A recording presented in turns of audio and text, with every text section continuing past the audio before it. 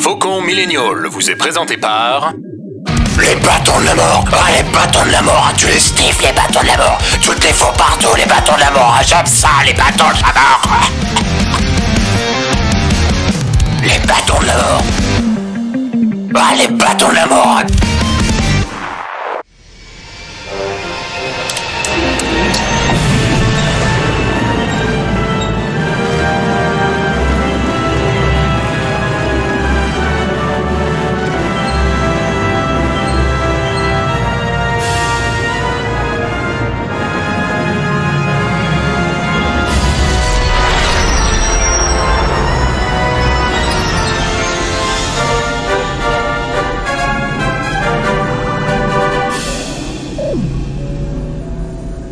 Bonjour ou bonsoir à toutes et à tous et aux autres et bienvenue dans Faucon Millennial, le podcast qui a quitté l'ordre Jedi. Je suis Grushkov et je suis accompagné de Tuki. Salut. Adrien. Salut. Et Matt. Salut. Cette semaine, on attaque avec un petit peu de retard, 3 fois rien, hein, la 7e et ultime saison de la série The Clone Wars. Débutée en 2008 avec un film d'animation qui était en fait 3 épisodes collés ensemble, la série avait été arrêtée suite au rachat de Lucasfilm par Disney aux grandes dames de nombre de fans qui l'ont bien fait savoir. Mais finalement, une dernière saison a fini par voir le jour et est sortie sur Disney+ cette année, apportant enfin une conclusion à cette série très aimée des fans. Mais alors, qu'est-ce que ça raconte The Clone Wars, mon cher Adrien ? Eh bien, The Clone Wars, ça raconte tout simplement ce qui se passe du côté de la République entre l'épisode 2, donc Attack of the Clones, et l'épisode 3, Revenge of the Sith. Et donc, du côté de la République, comme je dis, où on y suit Jedi, mais également Clone Troopers, pendant la guerre des clones, la fameuse guerre noire, comme dit Obi-Wan dans l'épisode 4. Évidemment, la série ne s'attarde pas sur tous les clones ni tous les Jedi. On y suit principalement les personnages de Ahsoka Tano, qui est l'apprenti d'Anakin Skywalker, mais également Anakin Skywalker et Obi-Wan Kenobi. Et du côté des clones, on y suit des personnages de Rex, Cody et leurs amis différents clones qui ont tous des noms un peu chelous. Cody, d'ailleurs, c'est le gros enfoiré qui tue la bébête d'Obi-Wan dans l'épisode 3. Il y a beaucoup de gros enfoirés si tu pars par là, mais c'est pas de leur faute, on peut pas leur en vouloir. Je sais. Ouais, mais la bébête, elle avait rien fait. Ouais, c'est encore moins sa faute à la bébête, Moi, je voulais juste dire quand même qu'on on a aucun respect. On fait un épisode sur la saison 7 alors qu'on a rien fait sur les précédentes. Moi, j'ai envie de dire, c'est canon, c'est Star Wars, il a commencé depuis l'épisode 4, George Lucas, donc pourquoi pas nous. Voilà, c'est un hommage. Dites-vous que c'est un hommage. Et justement, Adrien, tu as parlé d'un personnage qui s'appelle Ahsoka. Ahsoka, qui c'est ? Tu as dit que c'était l'apprenti d'Anakin. Est-ce que je pense que tout le monde sait qui c'est, mais qu'est-ce qui lui est arrivé donc à Ahsoka avant cette saison 7 ? C'est une Togruta. Ahsoka, déjà, c'est une Togruta, oui. Il me semble que c'est dans la saison 5 que... c'est dans la saison 5 oui. Qu'elle quittait l'ordre Jedi parce que c'est des gros connards. Faut dire qu'on l'accuse de quelque chose et elle prend cher, elle s'évade, elle a pas envie non plus de se faire arrêter, normal quand t'as rien fait. Et puis à la fin, ils sont quand même là en mode désolé, gros bisous, on s'est gouré, c'est bon, tu peux revenir si tu veux. On rigolait, viens, reviens. La meuf, la meuf, elle la regarde, elle leur fait un peu, on m'a craché à la gueule pendant, je sais pas, 3 semaines déjà. C'est bon, je me casse, je reste pas, quoi. Enfin. Mais c'est les mecs qui supportaient vraiment pas d'avoir une nana couvre sa gueule. Non, mais les autres, on les entend pas, on les voit pas, alors qu'est-ce que tu fous? Ils ont chié sur la tête, une traîtresse, machin et tout. Et après, non, désolé, c'est bon, tu peux revenir. Non. Les mecs, ils la traitent de traîtresse, mais ils sont pas capables de voir que Palpatine, c'est Sidious, tu sais, genre. Mais peut-être plus pour expliquer un peu aux gens qui connaîtraient pas beaucoup Ahsoka. Ahsoka, donc, elle a été assignée, je crois par Yoda, à Anakin Skywalker. Donc une fois qu'Anakin devient chevalier Jedi, il me semble. C'est déjà pas banal, il me semble, d'avoir un Padawan quand tu es chevalier. Ouais, en fait c'est ça, c'est que Anakin, il est pas maître, comme c'est un peu pour ça qu'il fait son ouin dans l'épisode 3. Parce qu'il dit je suis pas maître Jedi et ils me mettent au conseil. Alors il faut savoir que Anakin, il a tout fait, il a été vraiment Padawan, ensuite il a été chevalier il a été littéralement le maître de quelqu'un, mais sans accéder au statut de maître Jedi officiel. Alors, à mon avis, c'est genre, vous savez, comme les stagiaires qui sont pris en stage, mais qui n'ont pas, qui vraiment n'ont pas de salaire. Enfin, en fait, non, c'est le mec qui est en CDD renouvelable depuis 3 ans. Ouais, c'est ça. Il est vacataire, tu sais. Genre. Ils font pas, il attend toujours son CDI. À chaque fois, ils lui font, ouais, non, tu comprends, c'est chaud en ce moment. T'inquiète pas, Alors, dans tu 3 fais mois, la C'est je vais longue, on n'a pas le Ouais, c'est ça. budget. Et donc, Ahsoka, ça a été un petit peu aussi une manière de montrer, la progression d'Anakin dans les films, hein, parce que c'est vrai que, quand on quitte à la fin du 2, c'est pas du tout le même au début du 3. Ouais. Donc voilà, Ahsoka, donc c'est une jeune adolescente qui est plutôt cool. Moi, j'aime bien. Ouais, je pense qu'on pourrait faire un épisode entier sur Ahsoka et je militerais pour qu'on fasse c'est- cela, c'est- mais je pense qu'elle était aussi là pour entre guillemets donner même mettre un peu de plomb dans la tête d'Anakin, lui donner un petit peu de responsabilité, de l'assagir un petit peu, Ouais. même si pour le coup, ces petites déformations professionnelles ont un petit peu bavé sur Ahsoka, plus qu'autre chose, mais c'était un petit peu dans l'idée de le responsabiliser aussi quelque part, lui donner un petit peu de responsabilité, de l'occuper un petit peu. Et Il nous fait chier, et- on et- a tout le temps et l'œil pour la passe, alors lui. Qu'est-ce qui est chiant, occupe-toi de la gamine là.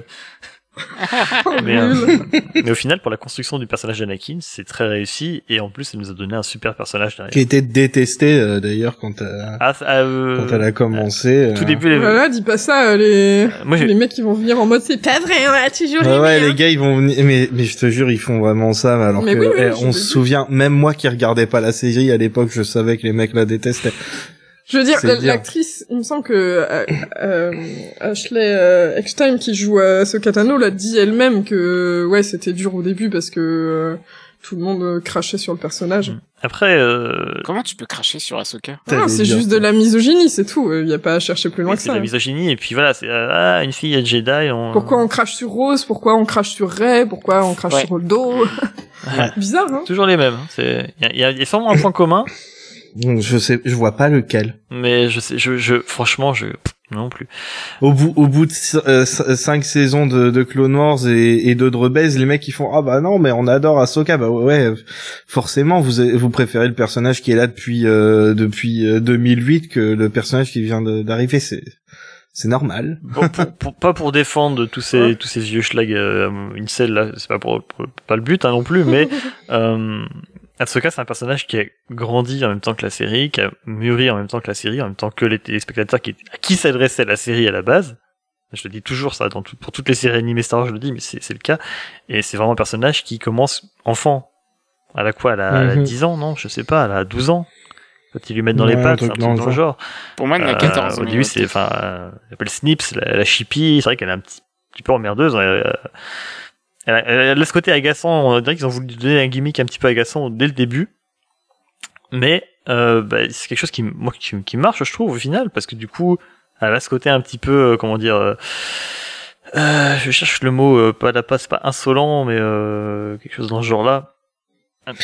Chippy, c'est bien. Propre à Anakin, Son mais vraiment nom, impertinent. Là, Ouais. elle est impertinente, Ouais. comme Anakin, et du coup, il y a une relation qui se fait entre les deux. Lui est impertinent vis-à-vis de l'ordre Jedi, vis-à-vis d'Obi-Wan, et elle a fait pareil avec lui. Et peut-être que le mec, il se dit, ok, d'accord. Ok, bon. Ok, je déconne, des fois, ça m'arrive, ouais, mais il y a cette relation qui se crée, et je pense qu'il y a des mecs qui n'ont pas digéré ça. Et forcément, quand le personnage mûrit, grandit, change aussi d'un peu de caractère, forcément, puis avec le temps, tu l'acceptes plus facilement, quoi.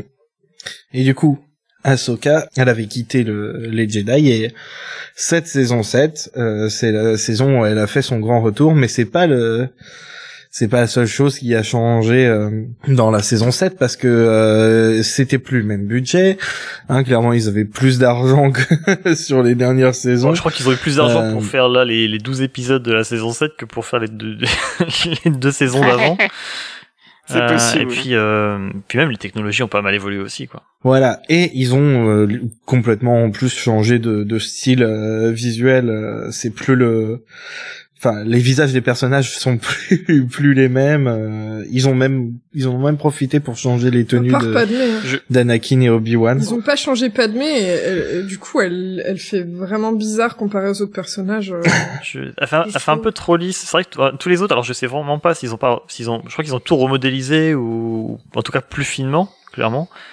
Mais Elle manque de détails en fait. Voilà, comme tu dis, elle fait trop lisse. On dirait qu'elle a de l'œdème. Tu sais, t'as juste son visage tout lisse. Parce qu'elle est enceinte. Sa bouche qui ressort vachement et qui est presque tout le temps un petit peu entrouverte. Son nez et ses yeux énormes et beaucoup trop grands par rapport à son visage. Et du coup, ça peut passer. Ahsoka aussi, elle a des yeux très grands.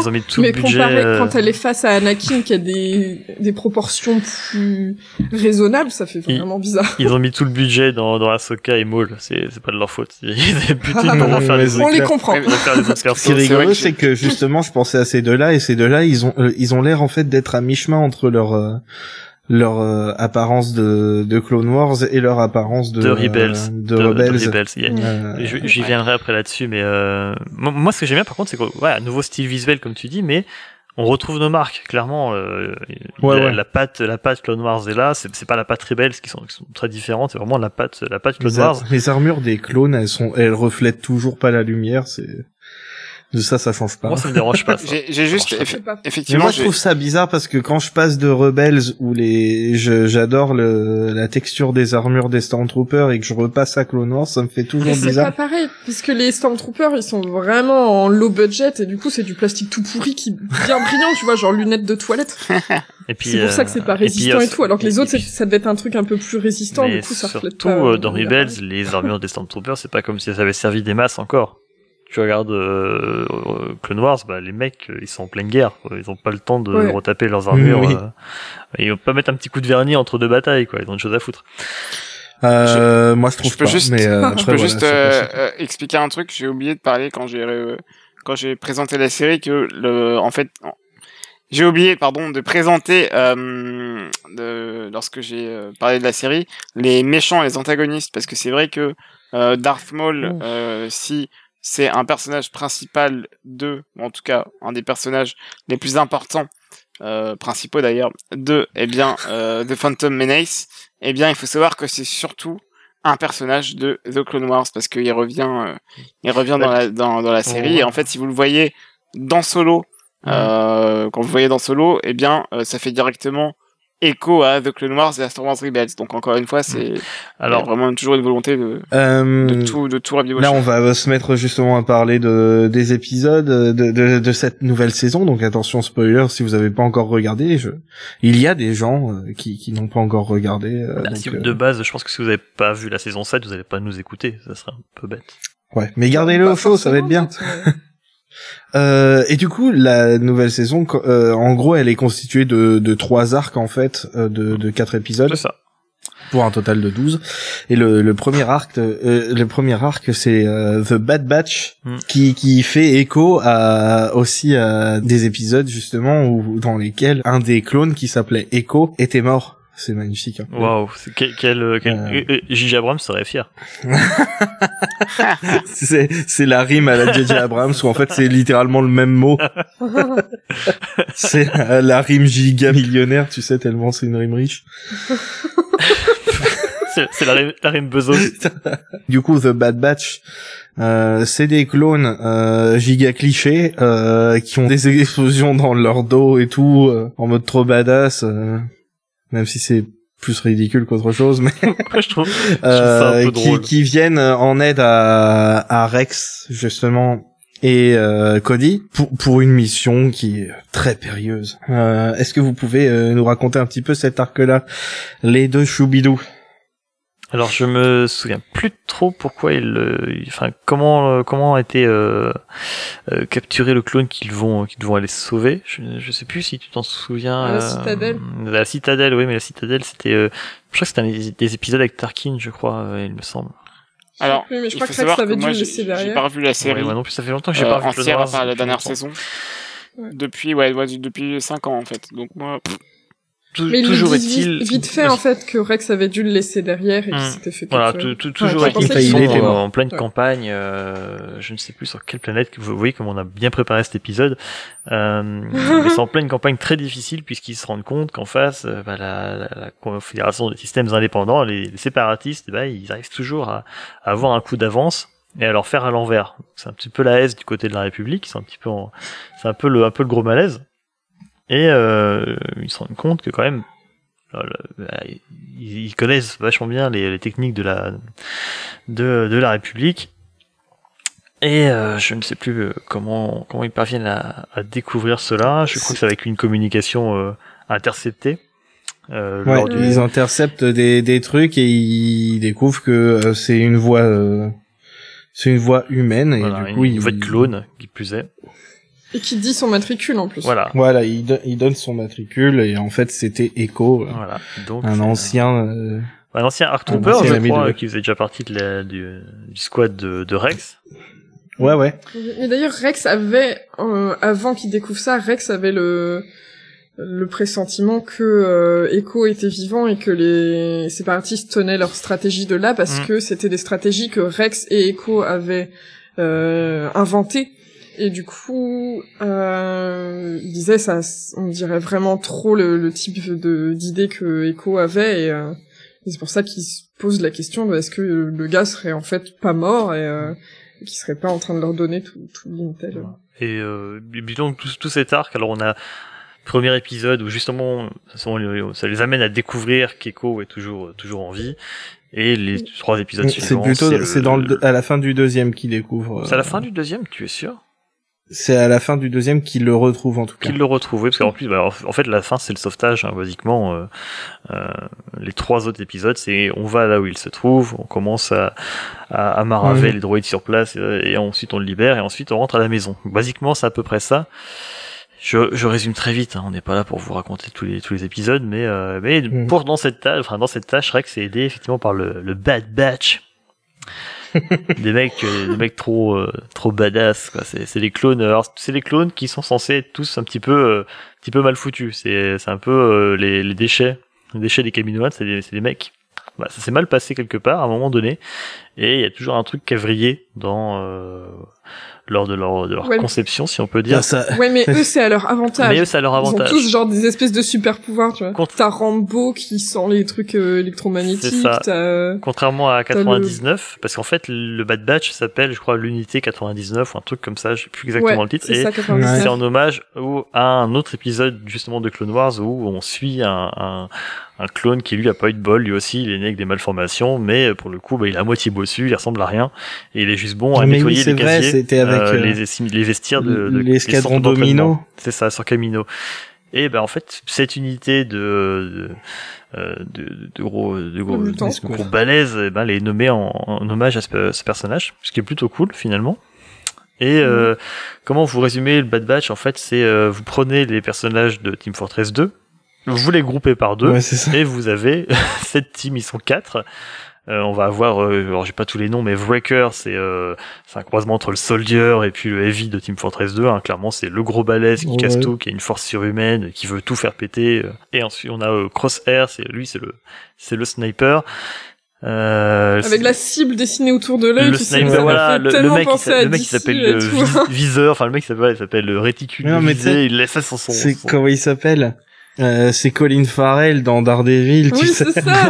Lui, il a il fait bullseye. Ils sont très clichés, et puis ils ont chacun des attitudes très clichés, pareil. On a aussi le Techos qui s'appelle le Tech, je crois. Waouh, qui est plus petit, plus mince que les autres, voilà. tu vois qu'il est tout frêle. Il a des lunettes. Il a des lunettes. Lui, c'est un peu le croisement entre l'ingénieur et le médic. Et après ces 3-là, on en a un qui lui sort pas de Team Fortress 2, comme tu disais, c'est Rambo. C'est le chef du squad. Le mec, il a un bandeau rouge dans les cheveux avec un mulet. Il a un mulet et un bandeau. C'est Rambo. C'est vraiment Rambo. Hein. Putain, Rambo, c'est hilarant. En plus, je crois qu'ils ont fait une voix un petit peu plus grave. C'est Hunter qui s'appelle. Hunter, ouais. Je crois qu'ils ont fait une voix un petit peu plus grave. Oui. Moi, vraiment, j'avais des vibes, Team Fortress et Broforce. Pour ça, moi, ça me faisait. Moi, je voulais les présenter en disant c'est les Expandables, tu sais.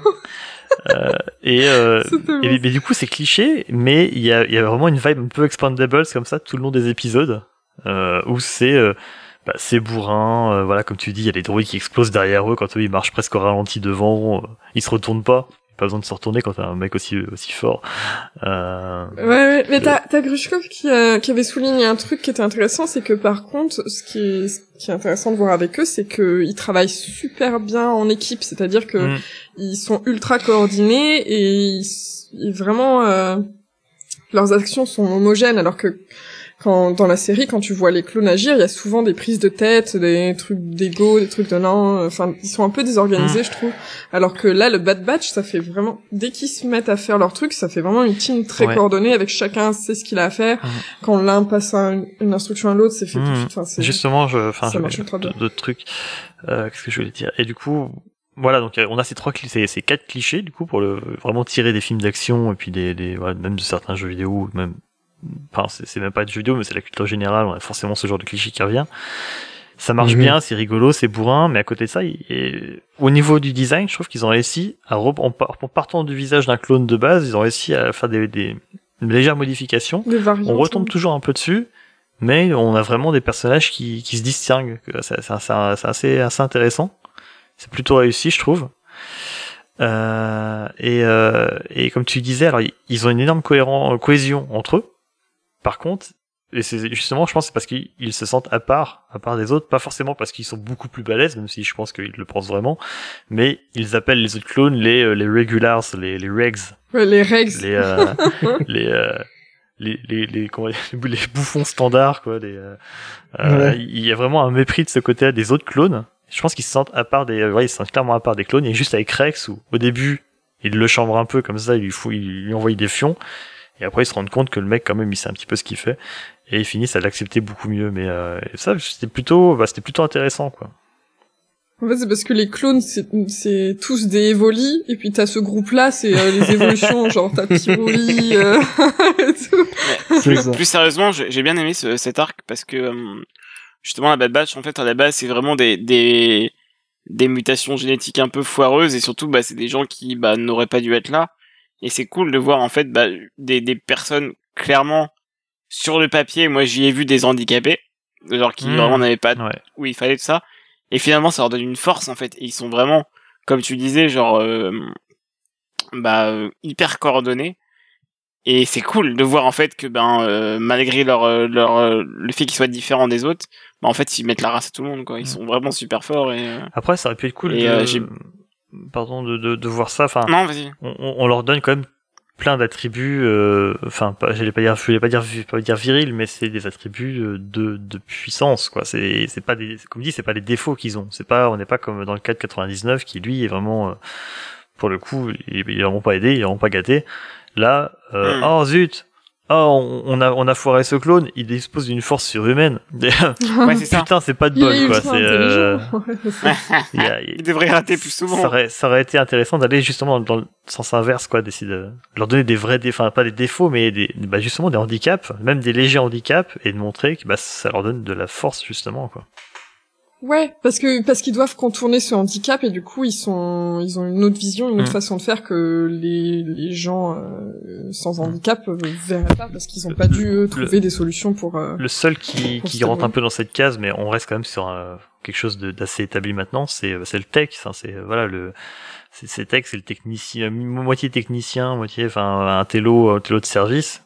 Alors ça c'est vu et revu que les intellos, les geeks et tout, ils peuvent servir, ils sont forts aussi, mais c'est le seul qui est pas aussi balèze à la marave que les autres, quoi.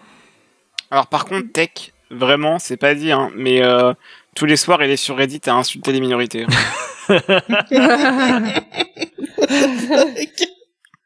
Ah oui, il dégage ce genre de vibe, ouais.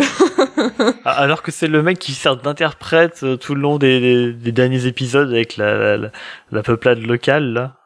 Vous osez dire ça? Bah oui, c'est ce que j'allais dire. Genre lui, il traduit et tout, il leur parle dans leur langue. Ça se trouve, il les insulte, on sait pas. Pendant que les autres, ils font aucun effort, je veux dire. Ouais, mais il fait ça parce que ça leur sert. Et parce qu'il peut se montrer intelligent. Moi, je pense que vous faites partie de ces gens qui utilisent un télo comme une insulte. C'est de votre faute si le monde, il est dans l'état dans lequel il est maintenant. Moi, je me suis fait traiter d'un télo pendant toutes mes années collège, alors s'il te plaît, respecte. Ouais, pareil. Et on n'aurait pas genre 1000 de QI à nous quatre ici? Ouais, c'est ça. On est là-dessus, gros cerveau. Tu sais, c'est ça. Bah écoute, j'ai fait un test sur Facebook il y a pas plus tard qu'il y a 5 minutes et je suis à 512. Moi j'ai compris tout Rick et Morty, donc s'il vous plaît. Ouais, attendez, Pickle Rick, c'est tellement, mais tellement génial. C'est Vous un pouvez grand pas issue. comprendre, vous, avec vos petits cerveaux, mais en plus, vous avez des petites bites, hein, si vous comprenez pas. C'est marrant. Moi, j'ai téléchargé un jeu sur mon téléphone qui est un jeu avec plein de types de puzzles, de casse-tête et tout. Et il y avait des trucs où il y avait un niveau dur, extra dur, impossible et king, et je les ai tous finis, voilà. Ah, ça veut tout dire. Putain. Mais c'est marrant que tu parles Voilà. de Pickle Weshkov, parce que finalement, bah, quand il retrouve Echo, il est un peu dans cet état-là, quand même. C'est...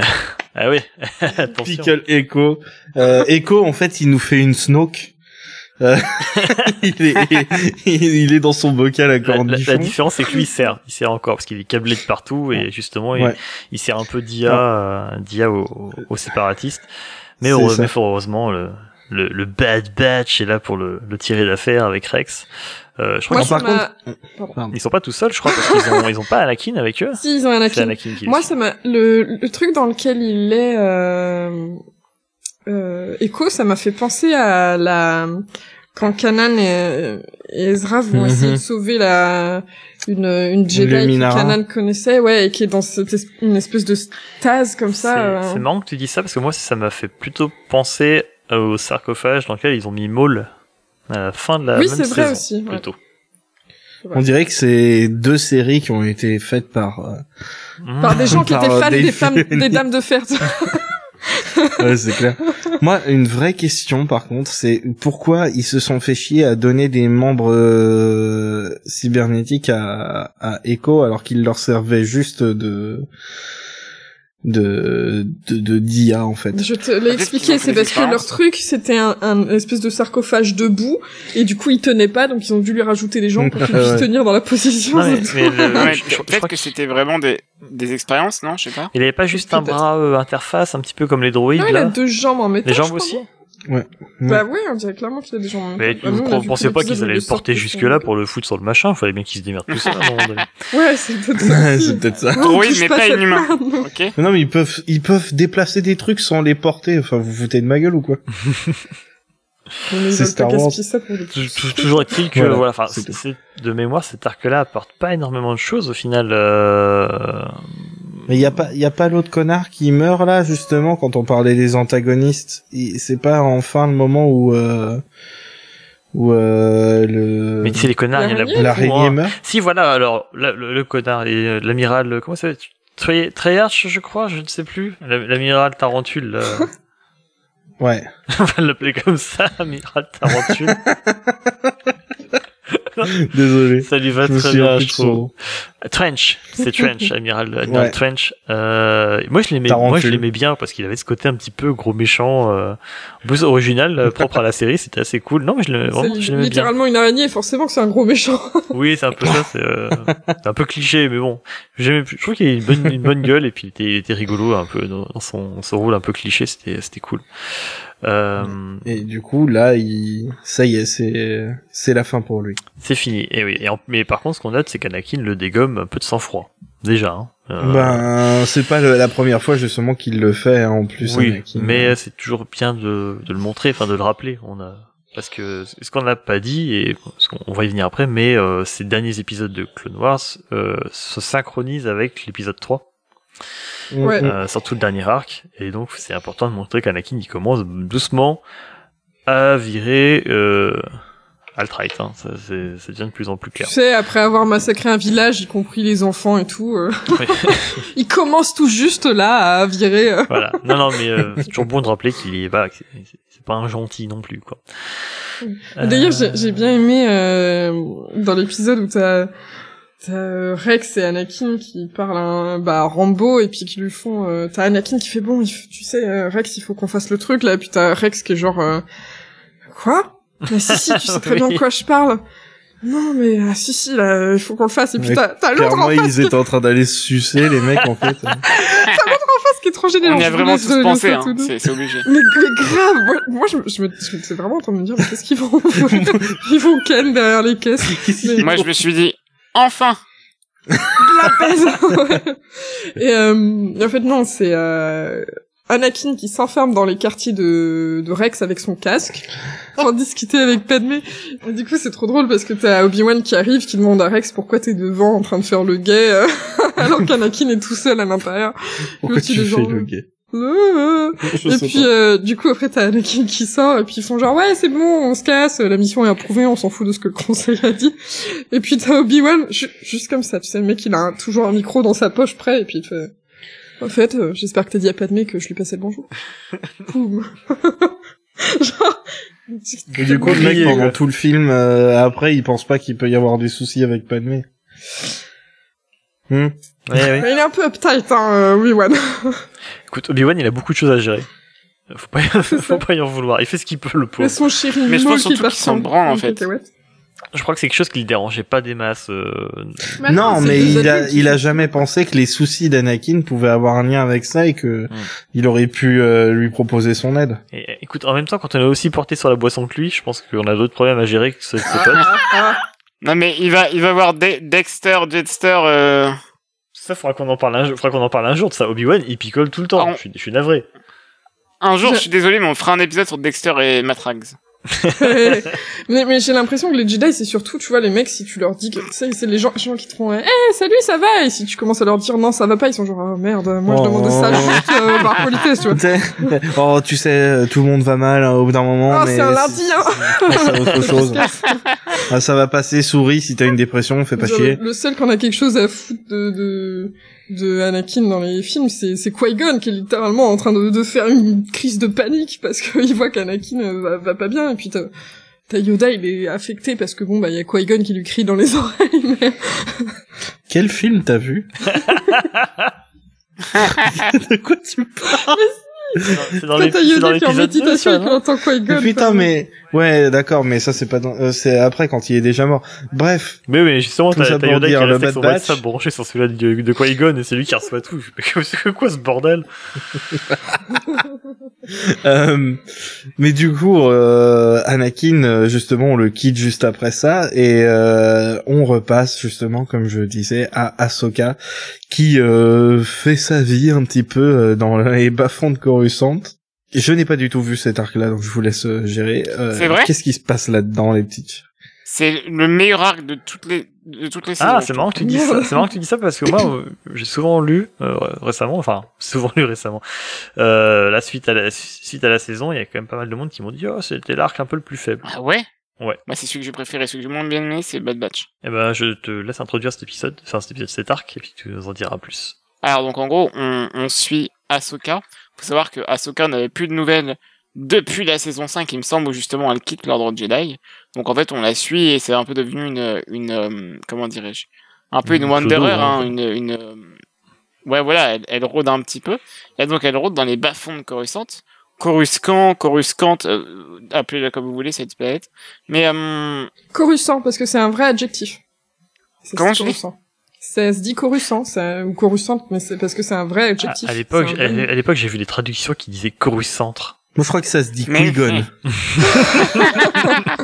Oui, bref. bon, du coup, donc je disais que Ahsoka donc était dans les bas-fonds de Coruscant, et donc elle rencontre plusieurs personnages, dont les sœurs. Alors attendez, je sais plus comment elles s'appellent.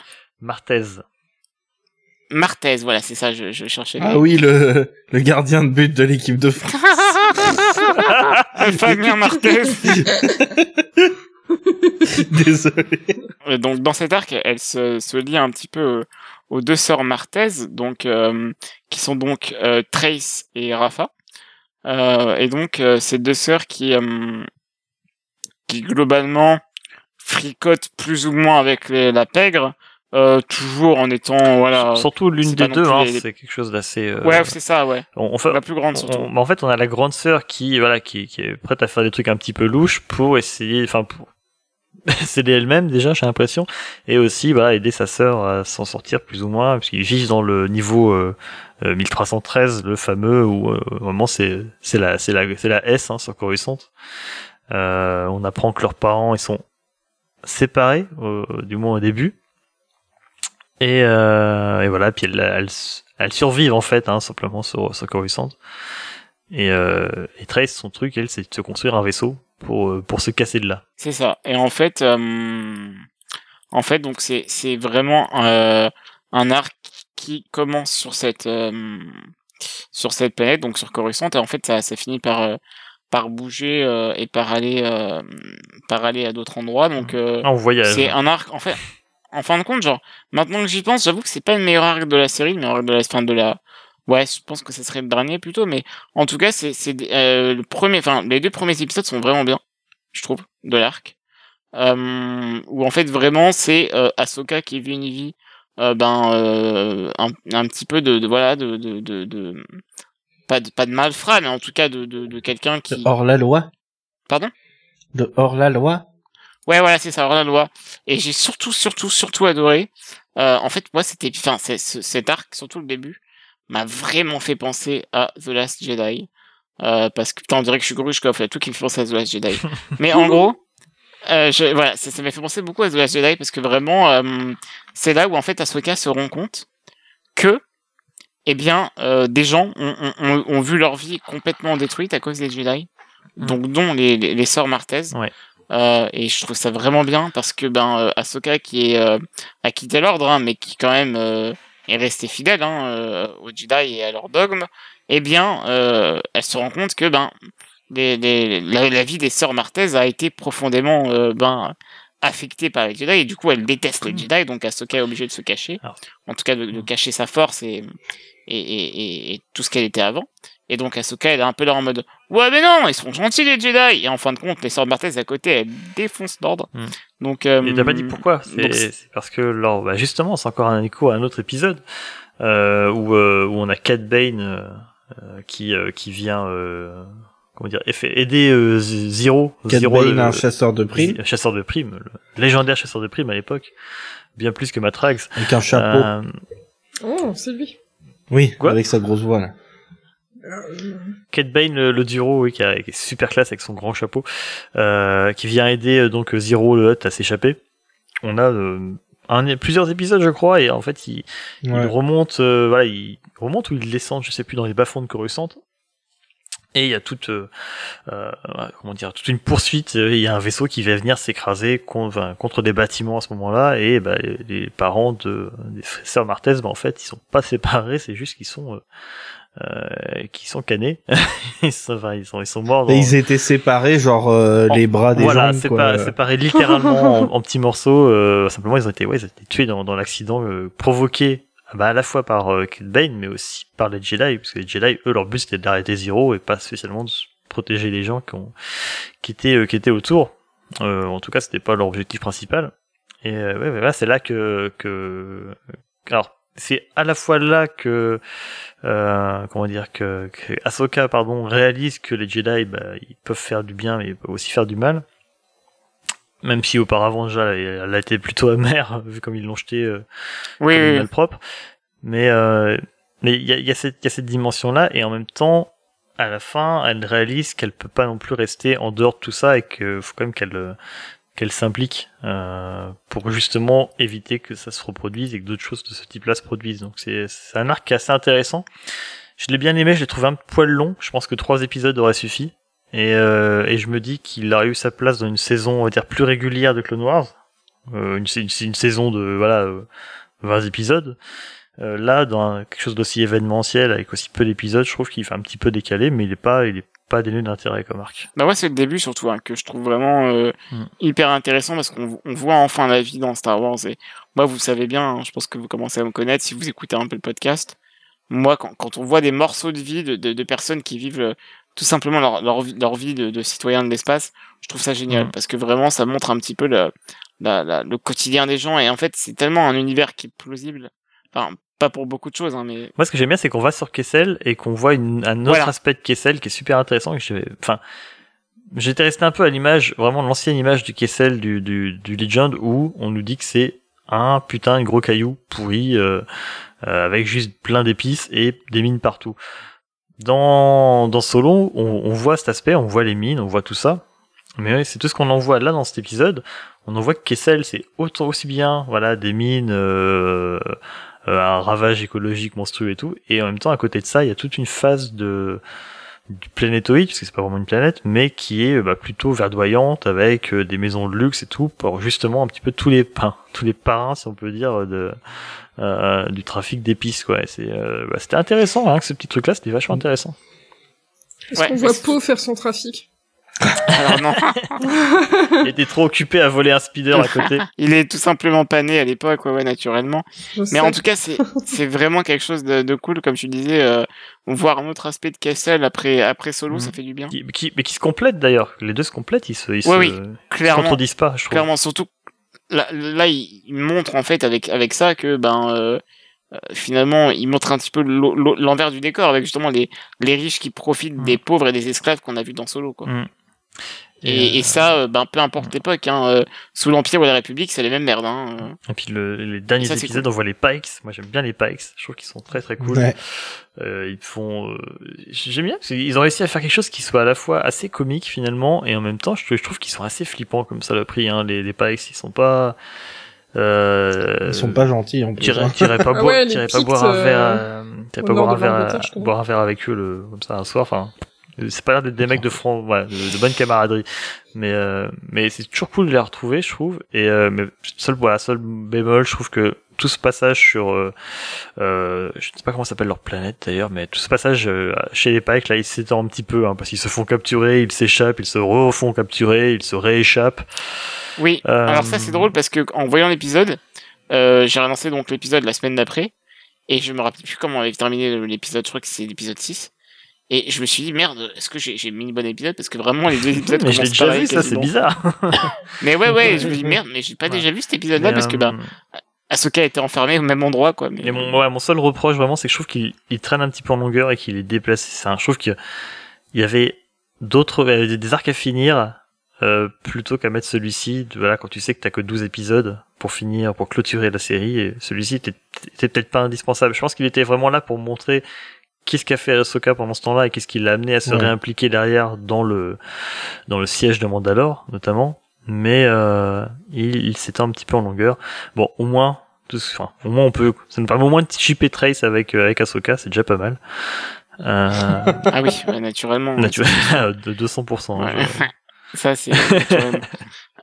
Et donc, en parlant justement de liens avec d'autres arcs, eh bien, en fait, ça l'a fait complètement avec la suite, parce que, à la fin de, je crois que c'est l'épisode, je crois que c'est le dernier épisode de cet arc-là, donc l'épisode 8, 7 de la série, je sais plus, de la saison, eh bien, on revoit, eh bien, le petit personnage de Darth Maul, donc que Ahsoka voit, il me semble à travers un hologramme. Voilà, il est en train de, et donc, il est en train de causer avec les Pikes à ce moment-là de mémoire. Ouais, il est en train de causer avec les Pikes, et donc c'est un petit peu là le début du Crimson Dawn, donc le syndicat du crime dont Dryden Voss est le représentant dans Solo.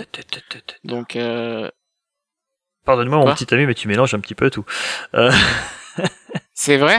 C'est pas faux, mais en fait, attends, reprends-moi, parce que dans moi, les saisons précédentes de Clone Wars, on voit déjà dans les saisons précédentes de Clone Wars, en fait, il y a Maul, et je pense qu'on pourra faire même un épisode rien que sur Maul, parce qu'il y a tellement de trucs à dire, et c'est un personnage, non, mais vraiment, c'est un personnage passionnant, en vrai, ce qu'ils en ont fait depuis l'épisode 1, c'est génial. Merveilleux. C'est un loser magnifique, je sais pas comment dire. Le mec arrive toujours à aller presque au truc, et à chaque fois il chute et il lâche pas l'affaire et il retourne. Ça, c'est Gros Minet dans Titi et Gros Minet. Il y a de ça, en beaucoup plus tragique.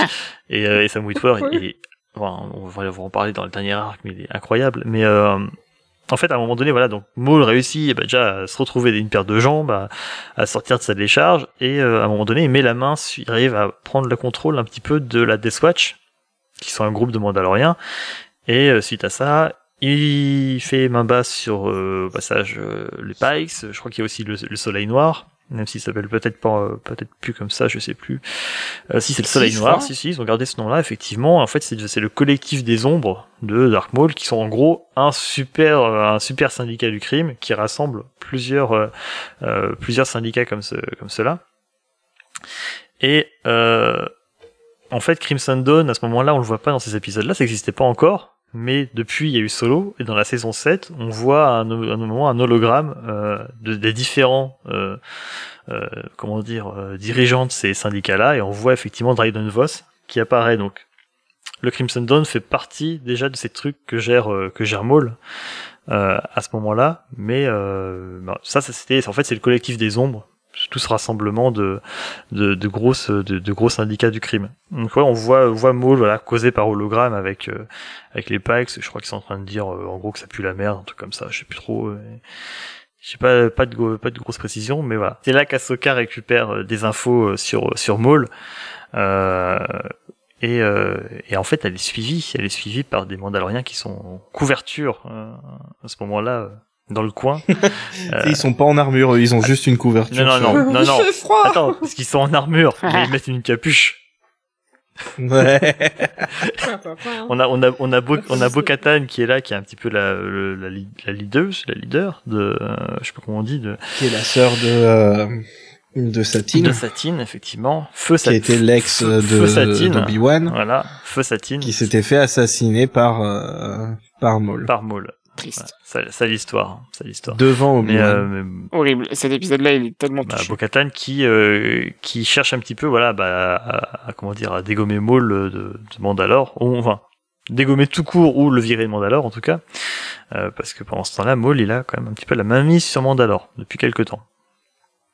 Et tout ça mène simplement, tout cet arc amène au fait que Ahsoka se dit les Jedi c'est pas mal mais c'est quand même pas si ouf. Je peux pas ne pas m'en mêler et tiens Bo-Katan débarque et elle dit tu peux pas venir m'aider, faut qu'on aille libérer Mandalore, et elle fait ok. Il y a un mec là en rouge et noir, il est venu, il a pris notre sabre. Notre Darksaber, et maintenant c'est un peu notre chef, sauf qu'il fout la merde. D'ailleurs, on le voit pas avec le Darksaber dans cette saison-là. Non, pas du tout. Non, c'est vrai. Non, mais c'est vraiment un truc symbolique. On a pas besoin, il est trop badass. Ouais. Ouais, mais il l'utilisait plusieurs fois dans les autres saisons. Non, là, il s'est rendu compte que le rouge il préfère. C'est plus pratique quand même, faut dire. Il y en a deux en plus des lames, quand même. Mais oui. Tout ça nous amène au... je pense que la saison 7 existe uniquement pour cet arc-là. Le siège de Mandalore. D'ailleurs, on est accueilli par un générique un petit peu spécial, avec un logo rouge. Le thème habituel de Star Wars, c'est pas de Clone Wars. Et une petite mention en vert sur fond noir, Lucasfilm Limited, quoi ça. Rien que ça, déjà, tu te dis, il se passe quelque chose. Il se passe un truc, on n'est plus dans la même dimension, c'est clairement pas, on joue pas dans la même cour. C'est clairement qu'il se passe un truc. Exactement. Et là, tu vas pouvoir nous en parler, Gauchkov, parce que tu as vu ces épisodes-là pour le coup. Non. Non, bon d'accord, tant pis. si. Du coup, ça commence justement avec Anakin, qu'on avait lâché la dernière fois. Anakin qui est dans son Star Destroyer à lui avec sa petite 501ème machin truc et tout, et il reçoit une communication avec Obi-Wan, une communication de quelqu'un qui veut lui parler en personne, et en fait c'est Bo-Katan et Ahsoka qui n'a pas vu de coup depuis la fois où elle a quitté l'ordre Jedi et qu'elle lui a dit au revoir et qu'elle lui a dit mec, tu devrais faire pareil, sans déconner. Il aurait dû faire pas pareil. fait. C'était littéralement la dernière fois qu'ils se sont vus, donc évidemment ça provoque beaucoup d'émotions chez lui, chez le spectateur également, je veux dire, quand il nous avait montré ça en trailer l'été dernier, je crois, c'était quand même déjà quelque chose. C'était à la célébration qu'ils avaient oui, montré ça, je crois. C'était déjà quelque chose. Mais voilà, donc, forcément, il est dans tous ses états, le pauvre. Du coup, elle leur demande de l'aide pour aider du coup Bo-Katan et Mandalorian à récupérer cette planète toute pourrie. Je sais même pas pourquoi ils la veulent d'ailleurs, et complètement défoncée, Mandalore. C'est pas Mandalore qui est défoncé, c'est Concord Down, c'est deux choses différentes. Oui, pardon. Si Finelli était là, elle te reprendrait. Attention. Mais je me ferais défoncer. Mais c'est surtout que Fire Matt ce soir. C'est ça. Et je suis qui s'est pris pour Tech, tu sais. Ouais, c'est ça. Laissez-lui, tac. Et du coup elle leur demande de l'aide. Le truc c'est que le conseil Jedi c'est des connards, il y a Windu dans l'épisode. D'ailleurs on peut voir pendant un conseil bébé Kanan, Caleb Doom avec des papis là-bas.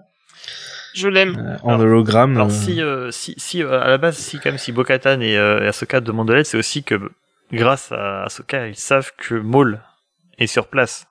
Ça, ils le savaient pas jusque-là, je crois, et il fallait comme dire, au fait, Obi-Wan, tu te souviens le mec que t'as buté?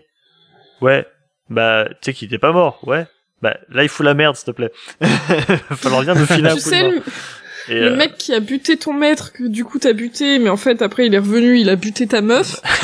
Du coup, Anakin et Obi-Wan, ils vont la voir, ils se ramènent, et Rex prépare une petite surprise à Ahsoka. C'est son cul. Putain de merde. C'est ma vie. Alors Ahsoka, t'aimes bien de nouvelles armures et il a poil. Alors, juste si je ne me trompe pas, parce que j'ai vu cet épisode-là un peu plus tard qu'aujourd'hui, donc c'est pas très frais, mais il me semble qu'à la base, Obi-Wan et Anakin, ils lui disent ouais, ok, on y va, on va sur Mandalore. Oui, c'est ça. Eux, ils sont chauds, c'est pour ça qu'ils y vont. Ils vont vers Mandalore. Du coup, voilà, il fait sa petite fiesta, hop, à poil, machin. Coucou Ahsoka, on est content de te revoir.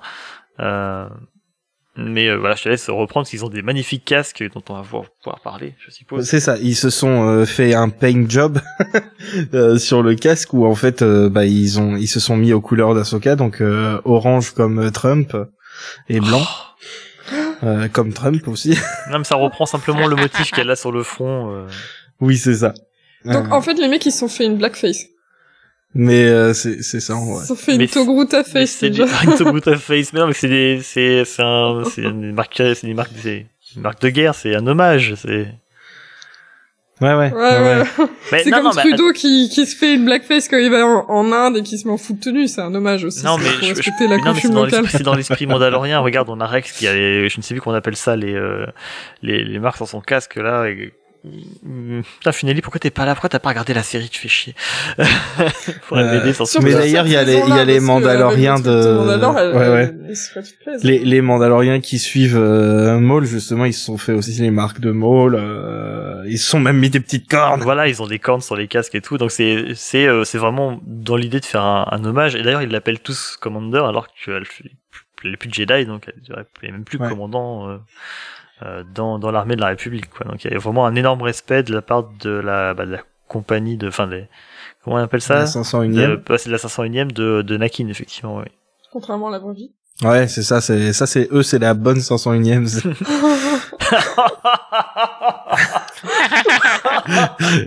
Heureusement que Funeli n'est pas là. C'est la bonne 501e, nous on a celle avec la puce qui a pas été enlevée, quoi. Et Anakin aussi a une surprise pour Ahsoka puisqu'il lui... Non, lui, pour une fois, il met des vêtements, elle fait waouh. Il a un sabre laser. Non, justement, il fait, qu'est-ce qui est mieux qu'un sabre laser? Deux sabres laser. Oui, du coup, Anakin, il lui donne 2 sabres laser parce que elle a 2 sabres laser, Ahsoka. On a regardé Rebels, on a vu que t'avais 2 sabres laser, on s'est dit qu'il fallait éclairer un peu. Bah non, il a regardé c'est même pas les mêmes couleurs, c'est quoi cette merde? Comment ça, ils sont pas de la même couleur? Bah genre dans Rebels, c'est des sabres blancs, et là ils sont bleus. Mais oui, mais c'est pas la même chose, t'as qu'à lire les livres. Bah oui, mais c'est quel livre aussi? Il y en a tellement des millions. C'est Ahsoka, il est pas encore sorti en français, mais il sort bientôt. Il sort dans 1 mois ou 2, je crois. Non, puis en plus, elle abandonne un des sabres bleus à la fin de la série. Mais tu regardes un peu, Adrien? Mais oui, non, mais il dit n'importe quoi. Regardez quoi? Bon, merde, on reprend. Donc, il lui offre 2 sabres laser dans un coffret. Ouais, parce que, en fait, ils font tout ça parce que ces gros trous du cul de Jedi, ils ont dit non, mais c'est bon là, il y a Palpatine, il a été kidnappé, faut aller s'occuper de lui. Nous, on est que 10 000, donc c'est obligé que ce soit vous deux. Non, mais c'est avancé encore. Je crois qu'il veut lui donner ses sabres. C'est vraiment dans l'idée de la réintégrer un petit peu qu'elle se. T'es sûr que c'est pas après? Non, c'est juste avant. Enfin, il veut lui donner avant. Entre-temps, c'est la merde, c'est la S, et après, il lui donne quand même ses sabres. Ok, d'accord. Je me souvenais plus que c'était dans ce sens-là. Donc j'ai foutu la merde, donc tu peux recommencer. Non, mais vas-y, tu peux continuer, toi, justement. Mais on disait quoi? On était où? Bah, Mace Windu, c'est un connard. Il parle comme une merde à Ahsoka. Oui, non, effectivement, Anakin, veut le donner à Ahsoka ses sabres, hein, vraiment dans l'idée, un petit peu comme les clones, hein, c'est vraiment, on l'appelle commandant et tout, vraiment, on l'a réintégré pas forcément dans l'armée, mais vraiment, qu'elle fasse partie prenante du groupe comme à l'époque. Sauf que là, je crois que c'est Obi-Wan qui débarque en mode on va pas pouvoir aller sur Mandalore, c'est chaud. Il y a Palpi qui s'est fait, Palpatoche là qui s'est fait capturer, qui s'est fait kidnapper Prétros là par Grievous. C'est la S. Du coup, on part tous sur Coruscant. On y va tous, parce que merde, et du coup on va pas pouvoir aller sur Mandalore, et puis chez démerdez-vous. Ça c'est marrant parce que c'est exactement ce qu'il dit. Oui, c'est ça. C'est très mot pour mot, j'ai trouvé le script, il lui dit chez. Voilà. Et du coup, Ahsoka elle en profite pour les engueuler. Voilà, alors fait putain. J'ai des gros misogynes, bande comme de des salopes. connards. Anakin il fait ouais, j'avoue, c'est vrai. Il lui file la moitié de la 501ème. Mais il peut pas la nommer commandant parce qu'elle est plus Jedi, donc on lui laisse également Rex. C'est Rex qui va prendre le commandement, qui va devenir général de cette moitié de 501ème, qui elle va partir. Non, il devient commandant 250,5, justement. Il devient commandant. Commandant, oui, je crois que c'est général. Oui. C'est général Parce qu'après Kenobi, général il Skywalker. redevient. Non, c'est commandant Rex. Oh. Parce que d'habitude c'est capitaine et là c'est commandant. Peut-être Commander, ouais. Commander Rex. Je crois que commandant c'est encore autre chose. Bref, on s'en fout. En tout cas, c'est Rex qui officiellement dirige cette moitié de 501ème qui part pour Mandalore avec Ahsoka et Bo-Katan pour aller botter le cul de Maul. Pendant que du coup Anakin, Obi-Wan et tout le reste, eux, partent pour Coruscant et c'est là qu'on raccroche les wagons avec l'épisode 3. Le débarquement, le début du siège de Mandalore, ça pète de partout. C'est trop bien. Ils sont dans les canonnières clones.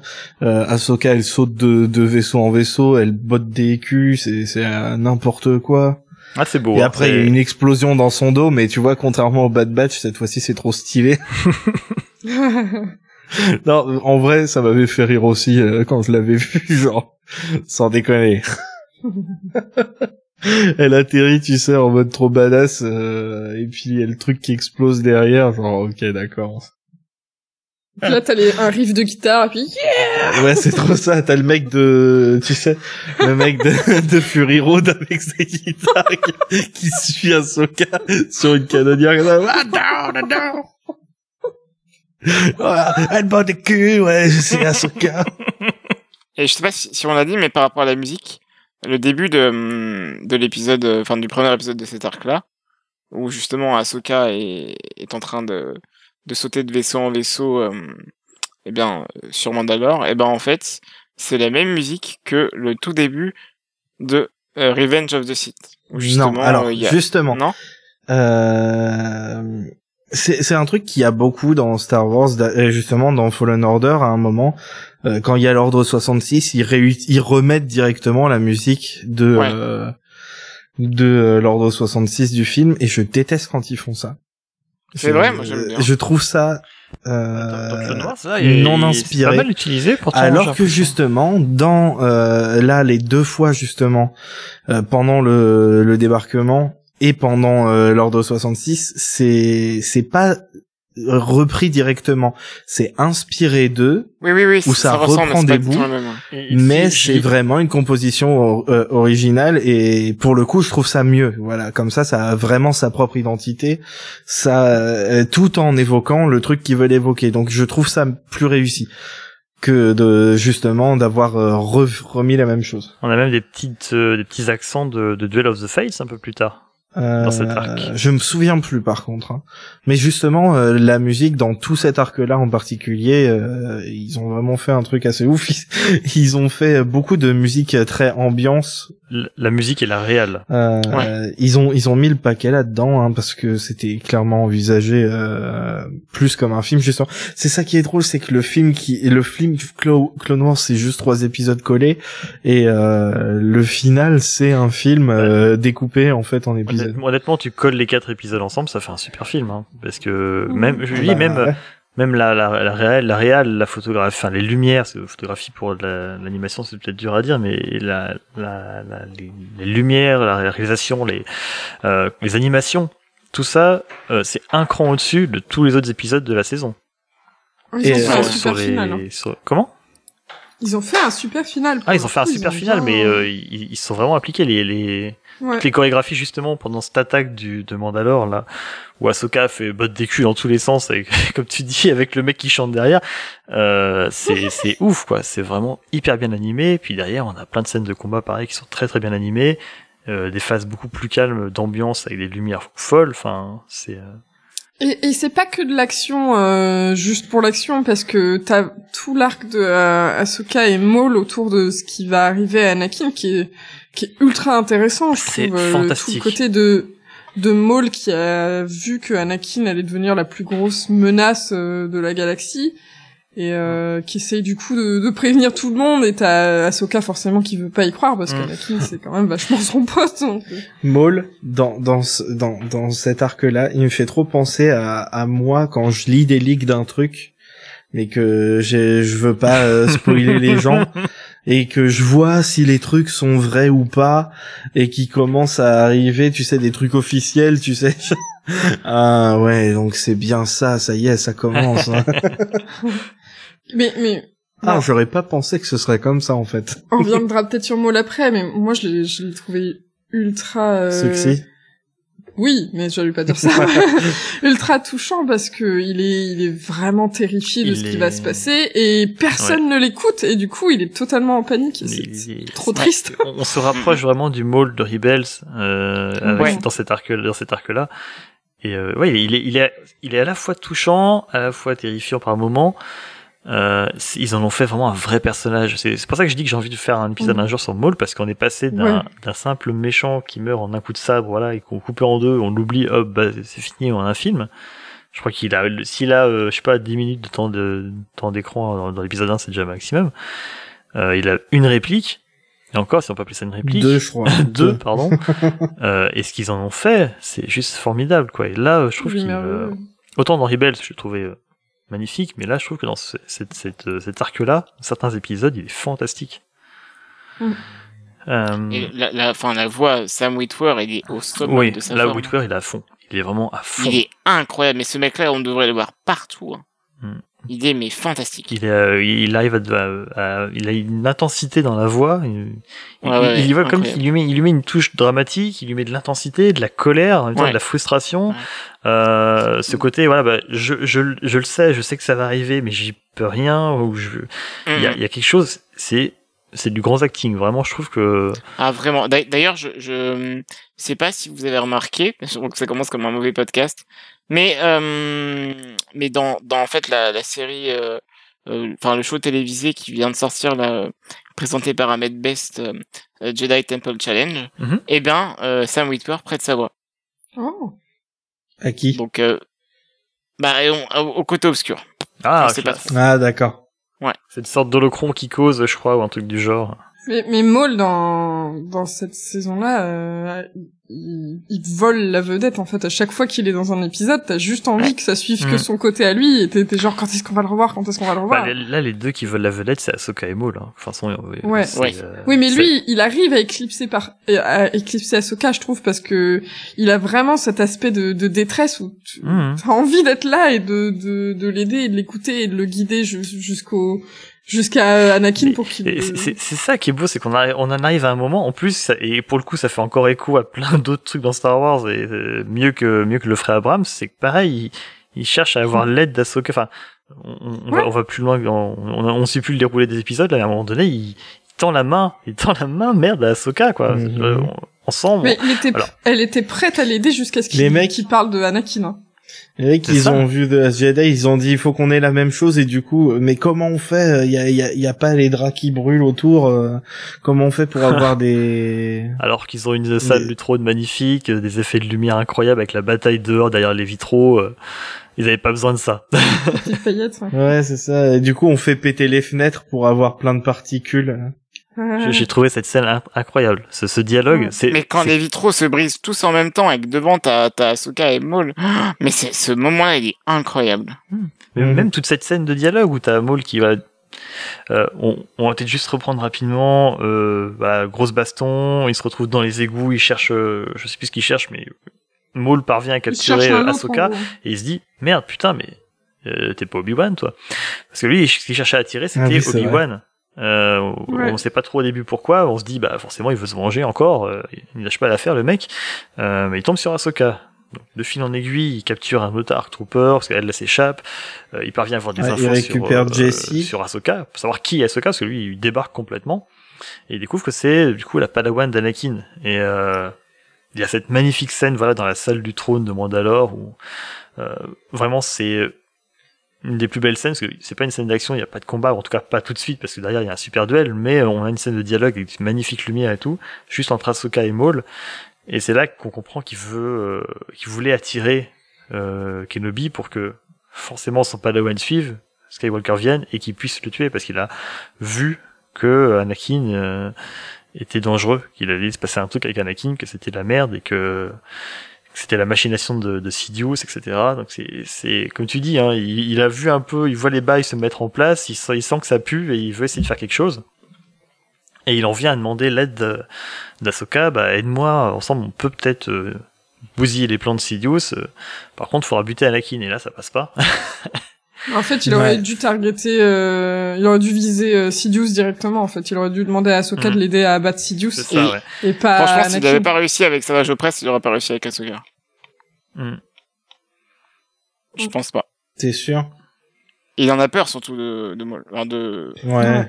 Mais je pense que tous les deux ils auraient pu. Et puis avec Yoda, enfin tu sais, une fois que t'as Ahsoka elle peut ramener les autres en disant en fait le Seigneur Sith que vous cherchez c'est Palpatine. Ouais, c'est clair. Il a mal joué son coup. Mais parce que après il est terrifié parce qu'il est terrifié parce que. Ouais. Mais en plus, du coup, c'est le deal breaker. Hein. Mais il est terrifié par Palpatine parce que je me rappelle que voilà, je sais plus dans quelle saison, il se fait dérouiller le cul par Palpatine.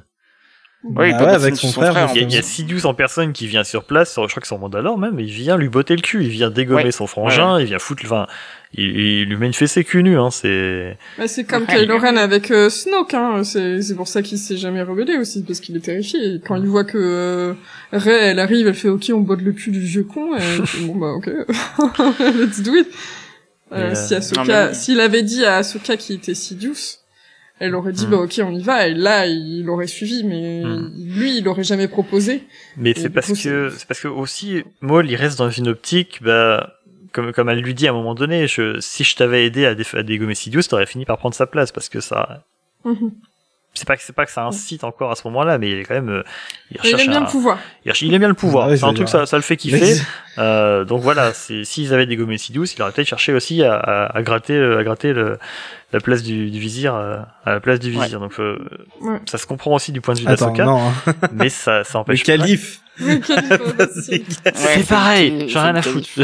Pardon, je vais la refaire si vous voulez. Le calife à la place du vizir. Du coup, non mais elle sent bien qu'il y a un loup, il y a un truc derrière, il y a anguille sous roche, donc forcément elle le suit pas, notamment parce qu'il parle de buter Anakin, mais aussi parce que le mec quand même il est pas clair.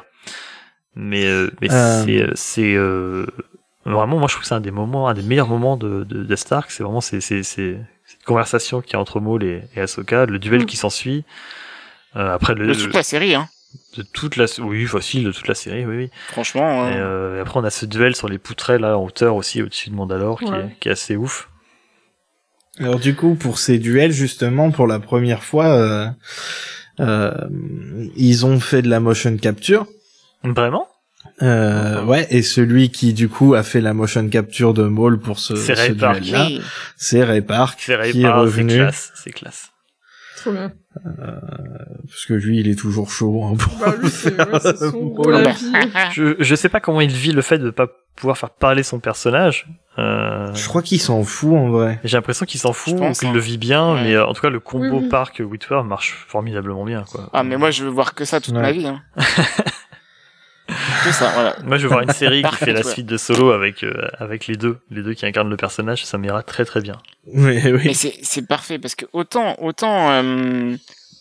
par exemple Hayden Christensen et l'autre le doubleur d'Anakin dans les séries, C'est je pas du vois tout je vois pas pareil. un duo entre les deux si un jour on reverrait Anakin, mais là vraiment, enfin pour moi Maul c'est un personnage qui est intéressant parce que vous dites il est un peu tiraillé, et ce tiraillement ça se ressent aussi par son acting, parce qu'il est tiraillé entre deux acteurs en fait, et ça qui est incroyable. C'est vrai que Genre, ça lui donne c'est du coup génial. quelque part un peu de personnalité, si on peut dire. C'est Ouais, vrai que ouais, c'est clairement. super Et c'est intéressant vraiment- comme analogie. Ouais, du c'est coup. super intelligent comme truc qu'ils ont fait. C'était pas en plus c'était pas volontaire. Du coup, pour le coup, c'était pas volontaire, Oui. mais ça marche bien en fait. C'est vrai que ça marche bien. Ouais. Où est-ce qu'on en est dans cet arc? Du coup, Maul, il se fait littéralement poutrer à la fin. Et ben il se fait capturer, hein, il se fait vraiment sécher pour le coup. Ouais. Mais en vrai, il a... Ahsoka, elle a eu chaud aux fesses. Hein. Oui, ça c'est quand même, oui. c'est quand même joué à peu. Ça s'est joué à peu de choses, c'est vrai. Et Parce qu'elle est plus zen que lui. Lui, il Ouais, est c'est plus ça. impulsif et c'est ça qui le... Maintenant qu'on en parle de la motion capture, c'est vrai que pendant ce duel là dans la salle du trône de Mandalore, j'ai vu des coups. Y a pas un moment où il tente de refaire la même chose qu'il a fait à Qui-Gon aussi? C'est possible. Hein. J'ai vu un. Bah, ça, c'est ce qu'il fait dans Rebels face à C'est ce qu'il fait dans Obi-Wan. Rebels face à Obi-Wan. Obi-Wan, on Ouais. lui fait plus. Mais il me semble qu'à un Ouais. moment donné, il tente de la faire à Ahsoka et bon, ça passe pas, mais il lui met un coup de tête, enfin un coup de manche de sabre dans la tête pour. Il a un move. Il y a vraiment, en fait, c'est vrai que maintenant que tu le dis, on retrouve des pas, des chorés de l'épisode 1, clairement. Ouais, vraiment. Ouais, mais bon, il a évolué quand même. Et du coup, Ahsoka finit par la voir et il se fait capturer par les Mandaloriens qui, de leur côté, eux, ont fini par gagner une petite bataille. Non, mais d'ailleurs, ils ont complètement gagné parce que Gar Saxon, c'est en tout cas le chef du clan Saxon qui se fait j'ai même pas fait gaffe. capturer. Je me souviens plus. Qui est un petit peu le social trait des Mandaloriens, lui et son clan, hein, parce que c'est les mecs qui sont complètement, oui, c'est Gar Saxon, oui, qui sont complètement alliés à Maul et qu'on retrouve Son après. frère est encore pire, hein. Son frère, il est vraiment à fond pour l'Empire. Enfin, Ouais, mais pour c'est sa pas encore poire. l'Empire, là. Oui, enfin, Non, mais en fait, c'est celui qu'on voit, le blondinet dans cet arc-là, c'est Gar Saxon qui devient après le collabo de l'Empire dans Rebels. Oui, oui, je sais, c'est ce que je disais, mais je disais son frère, après, quand il prend sa suite, est encore pire. Ah oui, oui, après, d'accord, oui, après, c'est encore pire. Oui, mais ça, c'est Rebels. Alors, Ça, juste c'est en dans passant, Rebels. c'est rigolo de voir qu'on a une espèce de Dark Sabine à un moment donné. Parmi les Mandaloriens, il y a une Mandalorienne qui a une coupe de cheveux avec cheveux courts, un petit peu dans l'esprit de Sabine, avec, par contre, elle, c'est noir, quoi, c'est trop dark. C'était assez rigolo de voir ça. Ça m'a fait D'ailleurs, en tiquer. parlant de Sabine et de cheveux noirs, justement, dans le 3e épisode, au début, donc Maul, il est dans une espèce de caisson de confinement que les Mandaloriens avaient pour emprisonner en fait les utilisateurs de la Force. Ils disent que c'est le tout dernier machin truc et tout. Et quand Bo-Katan explique ça à Ahsoka, derrière elle, on peut voir la maman de Sabine. Oui, oui d'ailleurs que dès le début de cette arc, fin de l'attaque de Mandalore, on la voit et on l'évoque. Le clan Wren est du côté de la République, oui. Oui, et du coup voilà, on peut voir la maman de Sabine aussi, justement, du coup une nouvelle connexion avec Rebels, avec les autres trucs qui se sont faits entre-temps, entre l'annulation et le retour. Mais moi, je trouvais ça super intéressant, ce truc de caisson, d'ailleurs, qui neutralise les pouvoirs de la Force. les pouvoirs, c'est une super idée, ouais, effectivement. C'est assez je trouve cool. ça ouf. En plus, Alors c'est qu'en rigolo plus, il parce que continue de ressentir des choses, lui, dans la Force. Oui, mais clairement, ils ont dû l'utiliser un peu pour de la torture aussi. Ça faisait vraiment outil pas ouf, quoi. À mon avis, c'était pas juste pour du transport. Et c'est rigolo d'ailleurs parce que ça a l'air d'être leur truc aux Mandaloriens, les caissons parallélépipédiques comme ça. Dans la série du Mando, il crie comment ça s'appelle, il fout les gens dans un carbonite. Là, il fout dans un caisson de la même forme, mais bon, cette fois, ils sont pas glacés. Pour le coup, C'est comme dit, leur ce sarcophage, il rappelle beaucoup celui dans lequel se retrouve Paris Sophie dans Rebels. C'est Paris Sophie ou c'est ça? Non, c'est ça. C'est Non, c'est Echo. Luminara. Luminara, c'est ça. Ah, c'est oui, ça, non, Padawan, je d'accord. confonds souvent les noms. Mais ouais, ça ressemble beaucoup effectivement à ce sarcophage. Juste pour revenir au moment de la capture de Maul, j'ai pareil, on n'arrête pas de s'extasier sur son acting, mais voilà, quand il est là, qu'il est attaché et qu'il leur gueule, mais lâchez-moi, laissez-moi crever. Enfin, le mec, il est désespéré, quoi, vraiment. Et c'est s'il peut pas aller au bout de son moi j'avais trop plan, pitié pour lui, il préférait claquer, quoi. Et du désespoir chez Maul, c'est quelque chose aussi à voir, quoi. C'est vraiment prenant, je trouve. Comme tu dis, tu sais que ça va mal. Ouais, c'était trop triste, genre lâchez-le, écoutez-le un peu. Et l'épisode suivant, du coup, je crois qu'ils vont pour le ramener sur Coruscant. Oui, c'est ça, ils embarquent pour Coruscant avec toute la 500, avec toute la moitié de la 501e et puis leur petit destroyer, et puis ils partent comme ça. Sauf qu'il se passe un truc sur la route. Il y a Rex qui reçoit un petit appel un texto sur un numéro privé. Prends la route 66. Itinéraire bis. Et oui, ça y est, l'ordre 66 arrive. C'est un grand moment Ahsoka, aussi. D'ailleurs, ce qui est très bien, justement, moi je disais, c'est nul de reprendre directement les trucs des films, et là ils mettent en audio Palpatine, le moment où Palpatine Execute order.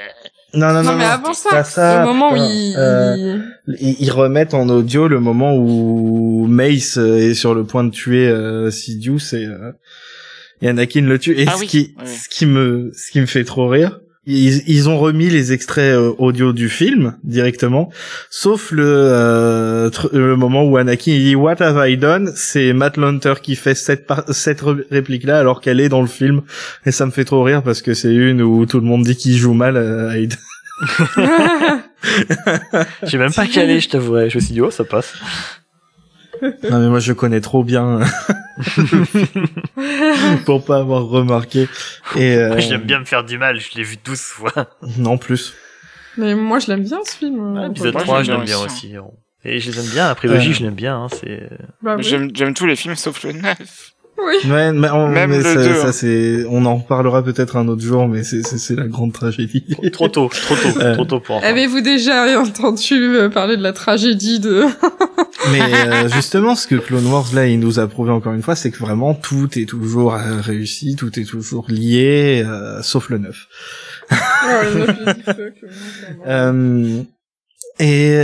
Justement, voilà, donc Ahsoka ressent tout ça, et justement, comme je disais, Maul, il pouvait ressentir les choses, et Matt l'a dit aussi, il ressent tout ce bazar. Genre lui c'est son pire cauchemar, tu vois, c'est genre le gars il arrête pas de dire aux gens putain il y a un truc horrible qui arrive, et là il est dans la pire position quand ça arrive, c'est-à-dire que ses pouvoirs sont neutralisés, il est prisonnier, les gens l'emmènent directement là où il y a Anakin, mais c'est trop tard, du coup le gars c'est genre vraiment son pire cauchemar, oh mon dieu non. Mais c'est vrai qu'il y a un petit côté Cassandre en fait quand il pense avec tout ça, quand il essaye de dire mais regardez ce qui va se passer et tout, et personne l'écoute, et comme tu dis ça se passe, il peut rien faire, il est attaché, et c'est super, c'est cool. Du coup, voilà, Rex reçoit l'appel. Il a juste le temps de laisser Ahsoka se préparer, mais il arrive pas à résister quand même. Ouais, il lutte. Il lutte, hein. Il est pas comme Cody qui fait ouais, ok, d'accord, c'est bon, pas de souci. Lui, Rex, Rex est tiraillé quand même. Ouais, c'est pour ça. Cody, c'est un gros bâtard. Cody il est faible d'esprit, c'est tout. Au chiotte, Cody, allez. Au chiotte, Cody. Salaud. Faucon Millennial, le podcast qui déteste ces gros enfoirés de Cody de merde. Elle s'enfuit par le toit. Et qu'est-ce qu'elle fait, Ahsoka, direct? Elle va récupérer des droïdes. Ah mais non, c'est après les droïdes. Elle va directement voir Maul, en fait. Oui. Ok, c'est le chaos, je libère le chaos. Allez, go. Moi, elle libère Maul, mais c'est dans l'idée de, écoute, va faire diversion, s'il te plaît, va t'amuser dans ton coin, démerde-toi, et puis ça me laissera un peu de temps. Moi, au début, le team-up, j'ai cru un petit peu quand même, hein. Je sais pas vous. Ouais, moi, je suis même un peu déçu qu'il ait pas eu lieu du tout. Ouais, pareil. Je dois même bien si vous ça n'avait pas duré avouer. longtemps, mais juste le temps de J'aurais bien aimé un petit team-up entre les deux, là. Ah, ça aurait pu chacun être un sympa, sabre. mais Ça aurait eu de la c'était gueule. très très drôle d'avoir Ahsoka qui est en mode allez gamin, va faire ton truc, va faire ton KO, et puis moi je gère mon truc de mon côté. Et l'autre qui croyait, c'est t'es revenu, non, casse-toi. Moi, je trouve que Elle refuse même de lui donner un sabre, ça c'est beau, parce que ça, après, ça nous permet d'avoir une scène fantastique, et j'y reviens après. Enfin, encore des une scène de couloir avec un mec du côté obscur qui défonce tout le monde. Non, je vais le dire maintenant, mais tous ceux qui s'extasiaient sur Rogue One et la scène avec Vador, c'est-à-dire nous. Oui, bien sûr, tout à fait, nous, exactement. Mais rentrez chez vous, les mecs. Remettez votre vie en question, parce que la Maul qui traverse tout le destroyer en défonçant tout le monde sans une arme, ça a une autre gueule. Je trouvais ça assez fantastique, c'était vraiment de la gueule. Et l'ingéniosité, les mecs, il y a des trucs qui étaient vachement avec les cloisons qu'il arrache pour planter les gars, pour faire un bouclier, pour les compresser. C'est violent, mais c'est tellement violent. C'est tellement merveilleux. Je veux dire, le mec, il est tellement vénère qu'il arrache les réacteurs de hyperdrive ou le ouais. Ah, tu veux que je foute le bordel? Bouge pas, je vais foutre le bordel. Le mec, il était au truc avec ses mains, le plus gros qu'il pouvait faire, quoi. Mais il découpe des têtes avec en arrachant un bout de carcasse. Mais oui, c'est ça, il arrache un bout de la violent, il arrache une tôle du couloir et puis il décapite des clones avec. Il y en a un autre, il coupe le bras. Ça va super loin et je trouvais ça il est inexorable. Le mec, tu peux pas l'arrêter, quoi. Il traverse les couloirs. Personne le touche, c'est trop bien. Si je crois qu'il se fait toucher justement à un moment, mais c'est pas grave. Mais ça le rend juste plus vénère. Oui. Et le moment où le vaisseau sort de l'hyperespace parce que il a perdu son hyperdrive et tout, et il est défoncé et tout. Ouais, elle est magnifique cette scène. Ce plan est fantastique. Vraiment, je vais la passer. Je l'ai vu, je fais oh. Après, j'ai fait retour arrière 10 secondes. Oh. C'est tellement bien. Et t'as l'autre tranquille. Pendant qu'il fait ça, il y a Ahsoka qui fait tout un plan avec des droïdes, dont un proto de Chopper. Je suis sûr qu'il est joué par Dave Filoni aussi parce qu'il a exactement la même voix. Je suis sûr que ce plan Rex. du Destroyer qui sort de l'hyperdrive parce que forcément ses réacteurs sont foutus parce que l'autre il a foutu un sbul pas possible. Mais je suis sûr que ce plan, c'est un tout petit clin d'œil à l'épisode 8. C'est pas possible de faire un truc aussi beau. Les mecs qui se sont dit, il nous faut un plan, allez, presque aussi, enfin, pas équivalent, mais presque, quoi. Il nous faut un truc marquant et ils ont vraiment, vraiment bien réussi leur coup, quoi. C'est des tops. Et, un truc qu'on n'a pas dit juste avant, justement, c'est que juste avant de tirer sur Ahsoka, Rex, il a eu le temps de lui donner un indice et de lui parler de Fives. Fives, c'est un clone, un arc clone aussi, je crois, un ARC, enfin, un clone arc de la même compagnie que Rex, forcément, qui est passé par l'infirmerie Kaminoan et il se sentait pas bien, il était vraiment, il était pas en forme, je crois, je sais plus les détails exacts je brode, hein, clairement, mais il se retrouve sur Kamino chez les infirmiers et ils se rendent compte qu'a priori le mec il a quelque chose qui va pas. Donc on lui cache un petit peu la vérité et tout. On a un super épisode un peu d'enquête comme ça, un petit peu paranoïaque et tout, presque en huis clos, qui est assez cool, et où il fait son enquête lui-même et il découvre qu'il a en tout cas lui un implant qui serait apparemment défectueux. Il a un implant qui marcherait pas et il sent qu'il y a un truc qui va pas, quoi. Et cet arc-là amène Five donc à essayer d'alerter Skywalker, je crois, d'autres clones, Rex justement et tout, et ça débouche sur sa mort, quoi. Il se fait dégommer par un autre clone, je sais plus exactement pourquoi d'ailleurs, comment on en vient là, mais c'est vraiment le truc classique du complot où le mec, un mec découvre, il sait qu'il a raison, il essaie d'en parler et personne l'écoute et ça se finit mal pour lui. Mais Rex a toujours gardé ça dans un coin de sa mémoire, il l'a pas digéré et il savait qu'il y avait un truc, c'est pour ça qu'il en parle. Rex a été mis au courant, mais il avait pas plus d'infos que ça. Et il trouve quand même moyen d'en parler à Ahsoka parce qu'il sent que c'est lié simplement, quoi. Ouais. Et du coup, elle, avec sa petite troupe de droïdes, elle récupère Rex et avant ça, elle cherche des infos sur Fives, elle voit tout ça, ce que je viens de raconter, et elle voit qu'il y a une histoire de puce qui déconne, machin. Elle se dit, on va essayer de choper Rex. Elle va capturer Rex avec l'aide des droïdes, c'est un petit peu cartoonesque, mais bon, c'est normal, c'est Clone Wars, on peut se le permettre. Après tous ces membres et ces têtes coupées, je pense qu'on peut se permettre ça.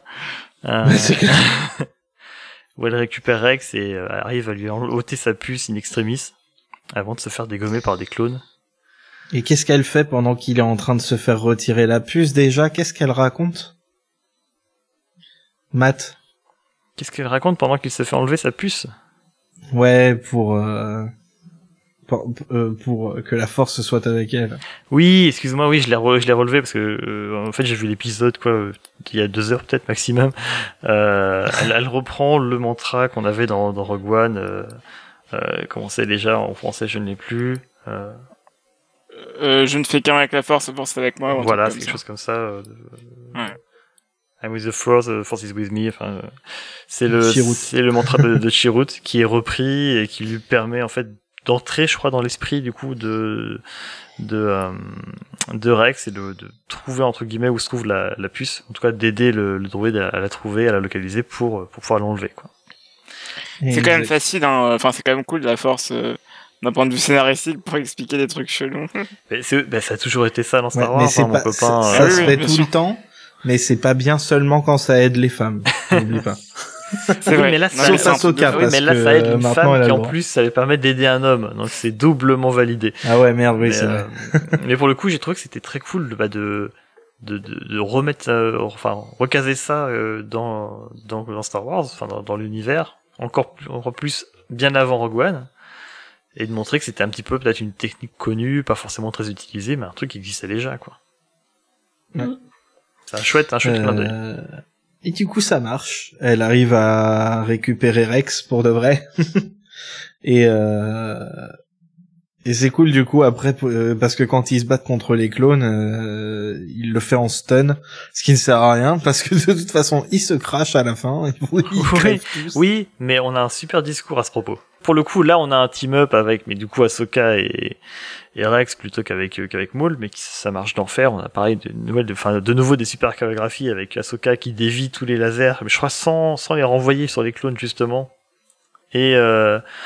Et comme tu dis, Rex qui les stun les clones, ça sert à rien, mais lorsqu'ils arrivent devant le hangar et qu'ils tentent d'ouvrir les portes du hangar, ils se rendent compte que y a la moitié du destroyer qui les attend dans le hangar. Et ils se disent, on va quand même pas tous les buter. Il y a une grosse hésitation là-dessus. Rex, il est vraiment en mode, ils s'en foutent maintenant. Ils sont plus eux-mêmes. Ils sont là pour te buter, même si on va s'écraser et qu'ils vont mourir aussi. Eux, ils veulent te buter, ça leur est égal, quoi. Et Ahsoka dit quand même, oui, mais moi, je veux pas être celle qui va les tuer, quoi. Je veux pas. Elle arrive à lui, parce qu'en plus pour lui c'est ses frères quand même quelque part, et je sais plus exactement si c'est à ce moment-là d'ailleurs, mais il dit la guerre c'est moche, on voudrait pas qu'elle se produise, mais en même temps si elle s'était pas produite, nous les clones on serait pas là. Il y a tout un dilemme comme ça, et ça c'est un fil conducteur dans beaucoup d'épisodes de Clone Wars. Ce qui est génial, c'est la condition du clone en elle-même, et c'est cool qu'on ait encore un rappel dans ces derniers épisodes, et c'est pour ça au final qu'il le tue pas ou tue peu de clones pendant leur fuite, et c'est quand même très cool. Finalement, moi, j'ai quand même vachement kiffé leur stratégie. Ils se sont dit, ok, on va essayer de pas les buter, mais on va essayer de pas se battre tout court au début. Et du coup, ils y vont avec une stratégie en mode, les gars, vos ordres, c'est de tuer les Jedi, ok, mais Ahsoka, ça fait genre super longtemps que c'est plus un Jedi, parce qu'elle a été virée par les Jedi.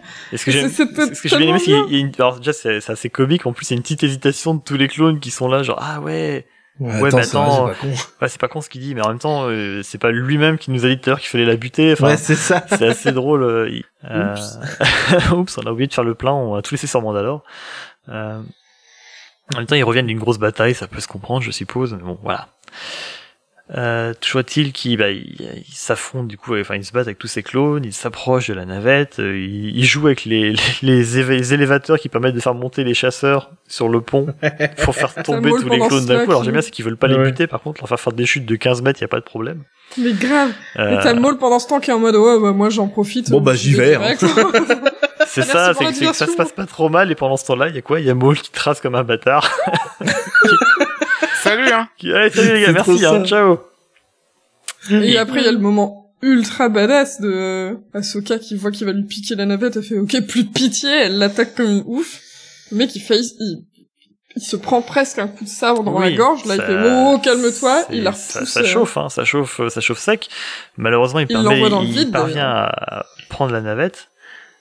Et là, pour le coup, on a un truc qui m'a fait penser un peu à Force Unleashed, mais genre, vous voyez que ça marche pas, bande de cons, parce qu'on a Ahsoka qui tente de rattraper la navette avec la C'était force, super t'as badass Maul comme qui se barre, scène qui a aussi. mis les gaz à fond, qui essaie de se tirer.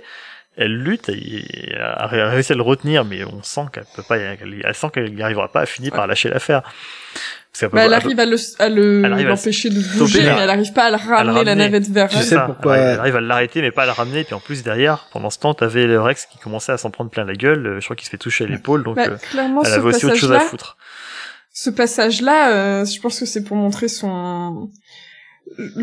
c'est clairement la colère qui fait qu'elle essaye de choper la navette et tout. Et du coup, c'est le côté obscur. Et clairement, elle a tout ce truc où elle est focalisée là-dessus et elle fait le choix quand elle voit que son pote est en train de plus tenir et va C'est peut-être quand il se mourir. prend un coup, je Elle crois, de- qu'elle réalise à ce qu'elle est en train de C'est faire. quand il se fait toucher à l'épaule et qu'il lui dit je peux pas tenir plus longtemps. Mm. Elle lâche pas tout de suite, c'est-à-dire qu'elle respire, elle fait une espèce de méditation courte et là elle relâche tout doucement la force. Comme si elle réalisait un peu, qu'elle reprenait le contrôle. Oui, et c'est Maul, il ça. fait bisous, je m'envole. Et tu sais, c'est exactement ce qu'Anakin a, c'est Et du coup, exactement ce ça nous qu'Anakin permet a de pas savoir pu faire, comment c'était Maul s'est lâcher barré et prise. comment on fait pour le retrouver plus tard. Ça, c'est réglé. Maul, fin de Anakin, tournage.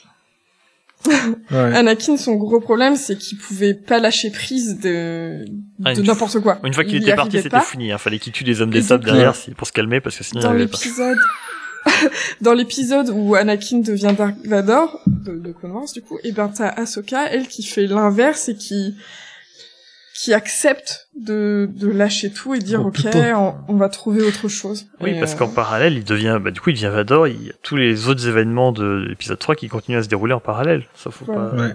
pas oublier. Donc c'est un jouet de parallèle, du coup, justement, d'avoir cet épisode qui se déroule comme ça. Et d'ailleurs, l'épisode lui montre qu'elle a raison parce qu'il trouve un Y-Wing juste après, Ouais. qui leur D'ailleurs, fait un biplace en plus. Oui, c'est parce que effectivement, à cette époque-là, ils étaient biplace. On le voit plutôt dans la série. Il est déjà biplace également en jaune, comme je disais juste avant. Et en fait, ça c'est tiré des tout premiers concepts du Y-Wing de Colin Cantwell où il y avait déjà ce dôme transparent pour le copilote, l'artilleur derrière avec la tourelle, avec le dôme transparent et devant un pilote. Il va être fait comme ça à la base. Finalement, ils les ont fait comme on les a connus, mais c'est tiré ça des tout premiers concepts du Y-Wing. J'en avais parlé, je crois déjà dans Faux Construction, dans le premier épisode. N'hésitez pas à regarder ça sur YouTube. Sinon, d'habituellement, c'est en stream sur Twitch. Voilà, ça fait ma pub au passage. Voilà. Tu as bien raison. Sur la chaîne Twitch de Faucon Millennium. Faucon Pod. Mais non, ouais, mais c'est toujours cool de revoir ce vaisseau, mais qu'est-ce que je voulais dire d'autre? Je ne sais plus, j'ai plein de choses à dire Il y a encore. un peu d'accent. D'action, je veux dire. D'accent. Il y a un peu d'accent raciste parce que c'est Il y a Star un Wars. peu Elle d'accent. se met à parler comme ça. Pareil, Ahsoka, elle se... Depuis Watto, ça nous manque les accents racistes quand même. Bah, si vous voulez des accents racistes, faut venir voir le stream de Ximu Allez. justement sur l'épisode 1. Allez, toujours sur Twitch, Faucon Pod, voilà, on fait bien notre pub. On fera un épisode un jour sur les accents racistes dans Star Wars. Bah, techniquement, on l'avait fait sur l'épisode de la représentation, on en parlait beaucoup. Ouais, puis on a déjà fait l'épisode Ouais, 1 c'est aussi, hein, il est lui-même bien Ok. représentatif du phénomène. Mais pour revenir à l'épisode, donc effectivement, il laisse partir Maul, il descend un peu dans les sous-sols, on va dire, du vaisseau, là où il stocke les vaisseaux qui sont un petit peu en maintenance. Il trouve un Y-Wing, on a plein de scènes d'action formidables. Pendant ce temps-là, le destroyer continue de se cracher, parce qu'en fait, il est sorti de l'hyperespace, il est déjà en train de péter de partout, et il est en plus attiré par l'attraction d'une lune, dont il pourra pas se défaire. Donc il est parti pour se cracher sur cette lune depuis un bon moment déjà. Donc ça, c'est inéluctable, hein. Tout le monde à bord va clamser. Et forcément, Mais faut ça, que... c'est Maul, tu vois, tu lui dis full bordel, il fait ok. Ouais, c'est ça. C'est Mais ça, genre hein, lui, jusqu'au tu bout. lui dis, tu fous le bordel, il va à fond, hein. Il y a plus rien, il reste plus rien après. Et du coup, bah, il faut forcément qu'Ahsoka et Rex tentent de sauver leur cul. Donc ils trouvent ce vaisseau. Alors moi, je viens juste revenir. Voilà, je sais sur quoi je voulais revenir. j'ai trouvé un truc qui m'a fait mal au cœur, c'est les droïdes. Ouais. Les droïdes, j'ai trouvé ça horrible. Il y en a un, il se prend un coup de blaster en pleine tête, il tombe comme une merde. On voit tous les morceaux de métal déchirés et tout, c'est affreux. Et t'as les deux autres qui se font dégommer hors champ à bout portant par au moins 5 cyclones. J'ai trouvé ça super violent en vrai. J'ai trouvé ça, putain, c'est droïdes, raide, hein. C'est que des droïdes, mais déjà c'est chaud quoi. Enfin, ça reste une série je rigole, entre guillemets je suis pour enfants quand même. Ouais. Je pense, même si voilà, on est des grands enfants. On a Je me dis, découpé, putain, et on a vu Maul découper les mecs juste avant. Hein. Oui, voilà, il est Parce coupé que les c'est voilà. vraiment toujours On pour les en est enfants. plus là, mais j'ai trouvé ça un peu raide. Mais Surtout oui, celui-là qui c'était- se fait, enfin, c'était ceux hors champ. Tu te dis, putain, c'est violent, oui, mais s'ils mettent à 4 ou 5 pour dégommer des pauvres droïdes, ils étaient gentils. Mais là, l'autre qui se prend vraiment un coup de blaster en pleine tête, éclaté avec les morceaux de métal partout, tu fais, waouh. En plus, tu vois la réaction d'Ahsoka et... Mais ouais. qui est triste aussi, hein. C'était, Et il y en a un qui s'enfuit avec eux, non? Non!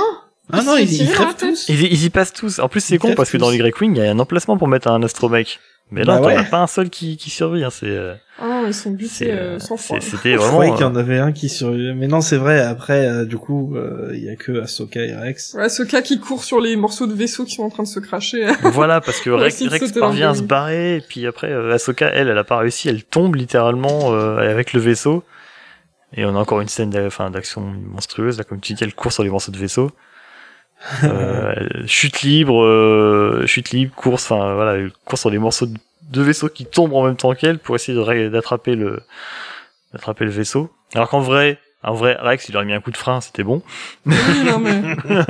L'enfoiré. Comment il la laisse, tu sais, tendre les doigts à quelques centimètres de l'endroit où elle veut choper. Tu sais, c'est... Moi, ça me fait penser à ton pote qui veut bien t'emmener quelque part en bagnole, c'est lui qui conduit, tu t'approches de la portière, il avance, il fait 3 mètres. Alors, c'est trop ça. oh, le con, tu te déplaces, t'avances, et il refait 3 mètres. Putain, arrête tes conneries. Il a fait la même chose. Mais d'ailleurs, il verse une larme Rex à un moment donné aussi quand il Oui, elle lui enlève son parle casque parce qu'elle voit quand elle lui enlève son casque, c'était aussi assez poignant. Il Toujours est est-il trop malheureux, qu'ils parviennent à lui. s'échapper, à monter dans les Grey Wing tous les deux et au lieu de partir, ils restent sur place, ils attendent que le vaisseau se crache, que le destroyer se crache et ils reviennent sur les lieux. On comprend pas tout de suite ce qu'ils foutent là.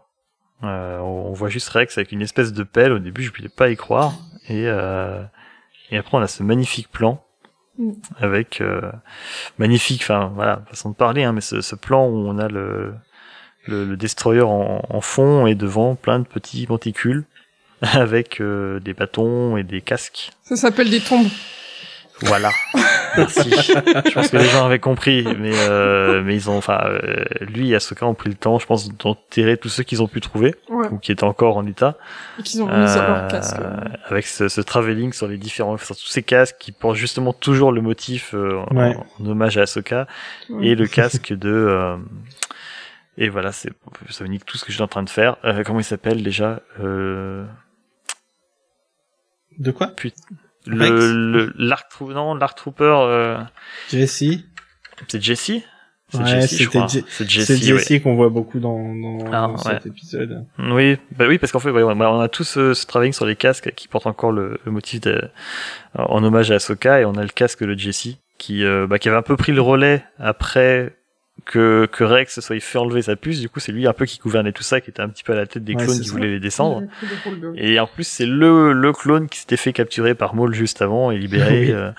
Donc il a un petit peu une place assez centrale. C'est un clone qu'on a vu aussi souvent dans plein d'épisodes auparavant. Et on a ce travelling qui passe sur les différents casques, et celui de Jesse et Ahsoka qui a trouvé une cape je ne sais pas où, mais qui a trouvé un petit capuchon gris et qui leur rend hommage, je sais pas, qui est un petit peu pensif devant tout ça, et qui abandonne un de ses sabres devant tout ça. Ouais.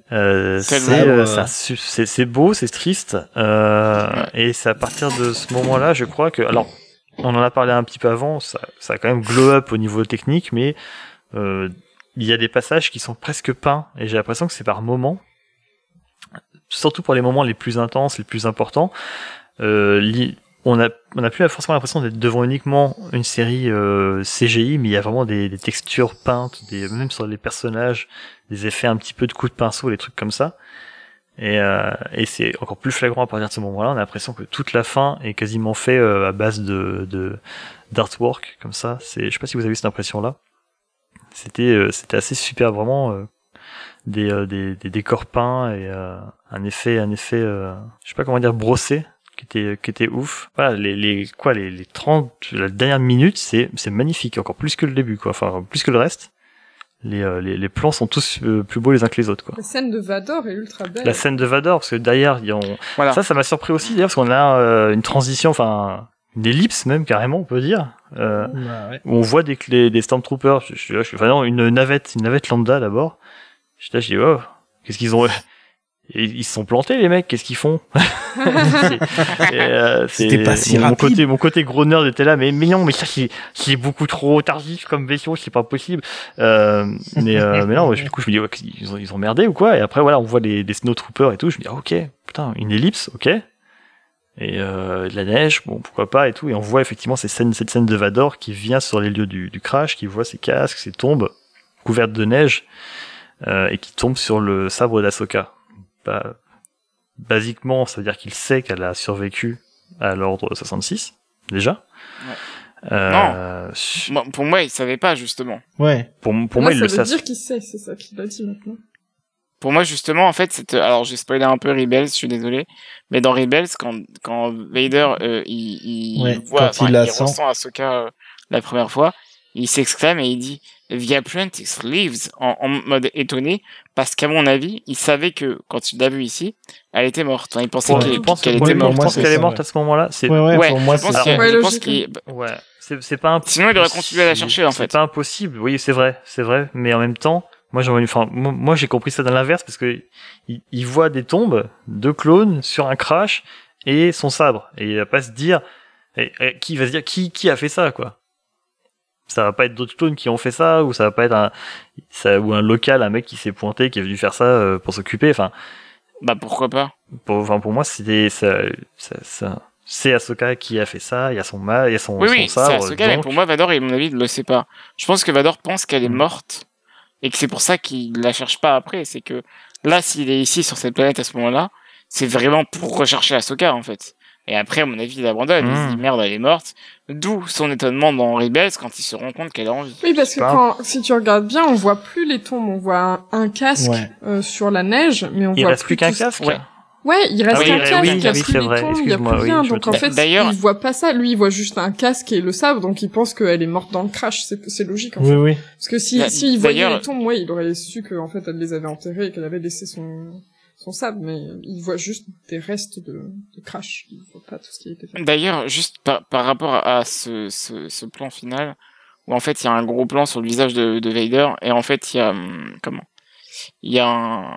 il me semble qu'à travers son œil, on Mhm. voit Oui. un reflet du casque de Stormtrooper. Et là, de Clone Trooper, pardon. Et là, vraiment, je me suis dit, ok, ce plan-là résume Non, entièrement. c'est l'inverse, la série. du coup. C'est l'inverse, ouais. C'est l'inverse. C'est quand il s'en va. Ah, c'est l'inverse. Ok, Il y a un oui. plan sur le Ok, pardon, casque c'est l'inverse. Excusez-moi. Ouais. de Trooper et tu Et- vois la silhouette de Vador qui s'en va Pas- dans le casque. Voilà, ouais. Et en fait, ça résume complètement la série. Le but de la série, c'était quoi? C'était de montrer que cette putain de guerre des clones, elle a amené à la pire chose pour tout le monde. Pour Anakin Skywalker, pour l'ordre Jedi, mais aussi et surtout pour la population de la galaxie qui maintenant vit une putain de tyrannie. Et du coup, ce qui est extraordinaire avec ce plan, c'est que à travers, littéralement, à travers les yeux du casque de clone, à travers les yeux du clone, Mhm. est née, en fait, la pire chose qui pouvait se passer. Et c'est ça qui est incroyable dans ce plan, c'est que ça résume entièrement la série. La guerre, c'est de la merde. Et surtout, Mais vraiment, hein. et surtout dans l'épisode 3 le film, quand tu vois Dark Vador, tu vois tout le process, tu vois Anakin se transformer, etc. Alors que dans cet épisode-là, la dernière fois que tu vois Anakin, c'est quand il est avec Ahsoka et c'est quand Ouais. il lui donne ses sabres. Et quand tu le revois, c'est en Vador et il trouve le sabre et ça fait... Enfin, moi, je pouvais pas m'empêcher de visualiser Anakin sous l'armure et d'essayer de me Ouais. dire ce qu'il devait être en train de penser à ce moment-là. Parce que ça Mais fait tu peux pas vraiment ouais. ça fait vraiment une sorte de choc de voir t'as pas de Et transition, tu vois, comme dans... Tu peux comme pas dans le film. t'empêcher de le voir aussi parce qu'ils ont pris soin de lui remettre des lentilles rouges. Ouais, du coup, tu comme le dans vois, l'épisode 4, il me comme semble dans qu'on peut Rebels, le voir ils ont à fait ça aussi. travers. Et à travers la lentille, on voit les yeux d'Anakin brûlés derrière, on le voit à travers. Et juste pour lui laisser, je pense, juste ce qu'il fallait encore d'humanité à ce moment-là, entre guillemets, pour que ça marche, quoi, justement. Pour faire le parallèle avec le Anakin qu'on a vu précédemment. Et en fait, tous les plans de la fin sont superbes, quoi. Et le plan de vue du dessus quand Vador arrive dans la neige et tout, moi ça m'a fait beaucoup penser à Crate dans The Last Jedi quand Kylo arrive avec le plan vue du dessus où il est suivi par les... Qui était en plus Les un écho Stormtroopers. à l'épisode 3, justement. C'est beau. C'est des vraies rimes, ça. C'est des rimes dans des rimes dans des rimes. C'est des rimes qui marchent, mais c'est des rimes pas forcées, en fait. Simplement, oui, l'histoire rime, mais peu rimer, mais si tu forces le trait, si tu vas tout prix faire de la rime pour de la rime, c'est là que ça devient de la merde. Ouais, et ça a du sens pour les personnages qui sont dans la scène. Oui, parce qu'ils ont tout perdu à ce moment-là, Kylo, et quand Kylo, il se baisse pour ramasser les dés et tout, il se rend compte qu'il a absolument tout perdu, et que même les dés qui lui restent dans la main, ils disparaissent, et là, Vador, il a perdu sa femme, il a perdu son maître, il a perdu tout, et du coup, il devait peut-être penser qu'il avait encore son apprenti, et le fait de trouver son sabre, je pense il qu'il sait espérait qu'il l'a retrouver son perdu apprenti, aussi. et justement, j'allais vous emmener là-dessus. Est-ce que vous pensez qu'il est recherché pour la tuer, pour la faire qu'elle l'aide rejoindre, à je tuer pense. Sidious, pour qu'elle le rejoigne un peu comme il espérait faire avec Luke aussi à un moment donné? Est-ce que lui-même savait vraiment pourquoi il la recherchait? Voilà, Ouais, je pense ça, pas. ouais. Je pense. En tout cas, c'est pas pour la tuer, j'en suis certain. Non, c'est J'en sûr. suis Je pense certain. qu'il avait juste, il est attaché aux gens, même si c'est pas de l'amitié ou des trucs comme ça. Il a vraiment ce besoin de rechercher les gens avec qui il est connecté. C'est la Anakin seule Vador, personne qui aurait pu lui rester, en fait. Exactement. Et je Vraiment. veux dire, c'est un peu sa fille, hein, quand même. Hein. Ah oui, mais Enfin, clairement, c'est il y a... sa fille avant Leia, en fait, presque, parce que clairement. Est-ce que enfin, Leia, ça a déjà été sa fille un jour? Ça, c'est une grosse question C'est aussi. ça, le mais problème. ouais. Voilà, mais- Pour moi, par le sang, il n'y a rien à voir entre Luke, Leia Oui, bien et sûr, Vador. bien sûr. Hein. On peut pas dire quoi que ce soit. Mais voilà, enfin, c'est vraiment, pour moi, il l'aurait jamais tué. Il aurait jamais pu la tuer. C'est d'ailleurs, à mon avis, pour ça que spoil de Rebels. Non, mais c'est pour ça que saison 2, effectivement, elle n'y passe pas. Oui. Vous êtes sûr que c'est pas juste Filoni qui arrive pas à la tuer? Si, bien sûr. Non, mais en vrai, oui, aussi. Et du coup, on a fini la saison 7 de Clone Wars. Merci. Non, mais pour dire aussi. Non, parce qu'on tourne en rond. Alors, peut-être on va dire pas, ça. super pas final, conclure alors. tout de suite, parce que je voulais vous poser quelques questions, mais c'est fini et c'était vachement bien Ah ouais. dans l'ensemble. Je sais pas vous. Ah si. Mhm, Enfin, on n'a mhm. pas regardé en entier, mais franchement, la fin était bah, excellente. moi et Adrien, on l'a vu du coup en entière. Nous, on va finir de regarder ça tout à l'heure. Honnêtement, le Bad Batch, c'est rigolo. C'est rigolo, c'est fun, voilà. C'était très demandé, ils l'ont fait. L'arc avec les sœurs Martez, je sais pas, voilà, s'il était indispensable. Ou du moins, s'il avait besoin d'être si long. Perso. Mais le dernier arc, voilà, s'il fallait faire que ça, ils auraient pu faire que ça aurait suffi, quoi. C'est vrai, Je en sais pas plus. ce que t'en penses, Adrien. Ouais, si, t'as raison. Même si, en vrai, je sais pas si les gens qui écoutent le savent, mais moi, j'ai beaucoup passé de temps à trash talk un petit peu The Clone Wars en disant, de toute façon, c'est rempli de fillers et ça pue un peu la merde comme série et genre en gros vraiment j'étais un peu sec avec cette série. entre les culs, en fait. Mais de ouf, mais vraiment on peut le dire, genre vraiment j'accepte. Et en fin de compte, genre moi j'étais pas, et pourtant j'ai tout vu, hein, vraiment j'aime beaucoup la série, mais en même temps j'étais un peu là en mode mais qu'est-ce qu'on s'en fout de tous ces clones qu'on reverra plus, et que moi je voulais vraiment de l'histoire concrète en fait.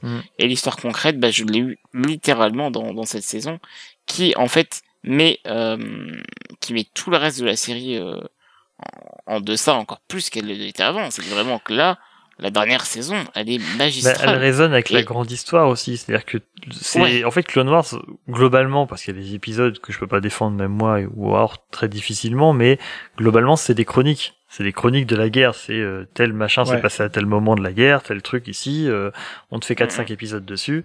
À part quelques arcs un petit peu plus méta, comme avec le père et et la fille, je sais plus quoi là, tout le merdier de la Force, qui est intéressant. Hein, je dis pas ça péjorativement, mais je sais plus les noms en tête. À part quelques épisodes un peu méta comme ça, globalement c'est des chroniques de ce qui se passe. Là, on raccorde avec la grande histoire, avec l'épisode 3, forcément, ça prend tout de suite beaucoup plus d'enjeux, quoi.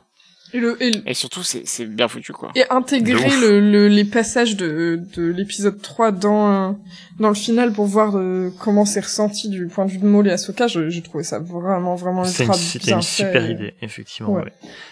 C'est vraiment une super idée. Mais du coup, Adrien, toi, t'avais des attentes qui n'ont pas été comblées pour cette saison. Enfin, t'aurais voulu voir des conclusions pour certains persos que t'as pas eu. Ou... Moi, j'avoue que j'aurais adoré, ça c'est parce que c'est un petit peu mon côté haters de Cody, mais j'aurais adoré voir Rex combattre Cody. Oui, mais c'est Mais, pas possible. T'es pas au même endroit au même temps. Bah oui, non, bien c'est sûr, pas mais je me suis dit, possible bah, du peut-être tout. qu'ils vont se retrouver à un moment, je sais pas. Mais ouais, moi, j'aurais peut-être aimé que ça se poursuive un peu plus longtemps, pendant justement l'an 66. Mais en fin de compte, c'est vraiment bien. Et comme je vous l'ai dit, je suis pas un grand partisan de cette série. Et pour autant, mais j'ai vraiment été sur le cul du début à la fin. Hein. Le début, c'est littéralement un film de guerre, hein, en 3 épisodes. Il y a Un Rambo. très bon film de guerre, en plus. Ah oui, le premier, c'est un actionneur américain des années 80. C'est un bien filmé de ouf, hein, parce Expandables Star Wars, hein, clairement, le premier. Ouais, mais c'est vraiment bien filmé parce que vraiment t'as des plans, mais qui sont super beaux et ça ne m'était pas arrivé dans les séries Star Wars avant.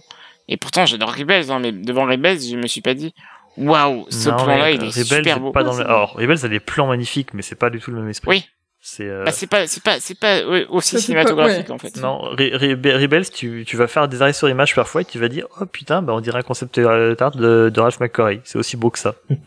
Ouais, C'est vraiment, vrai. c'est des paysages, c'est des plans, ou alors, enfin, c'est des fonds d'écran, en fait.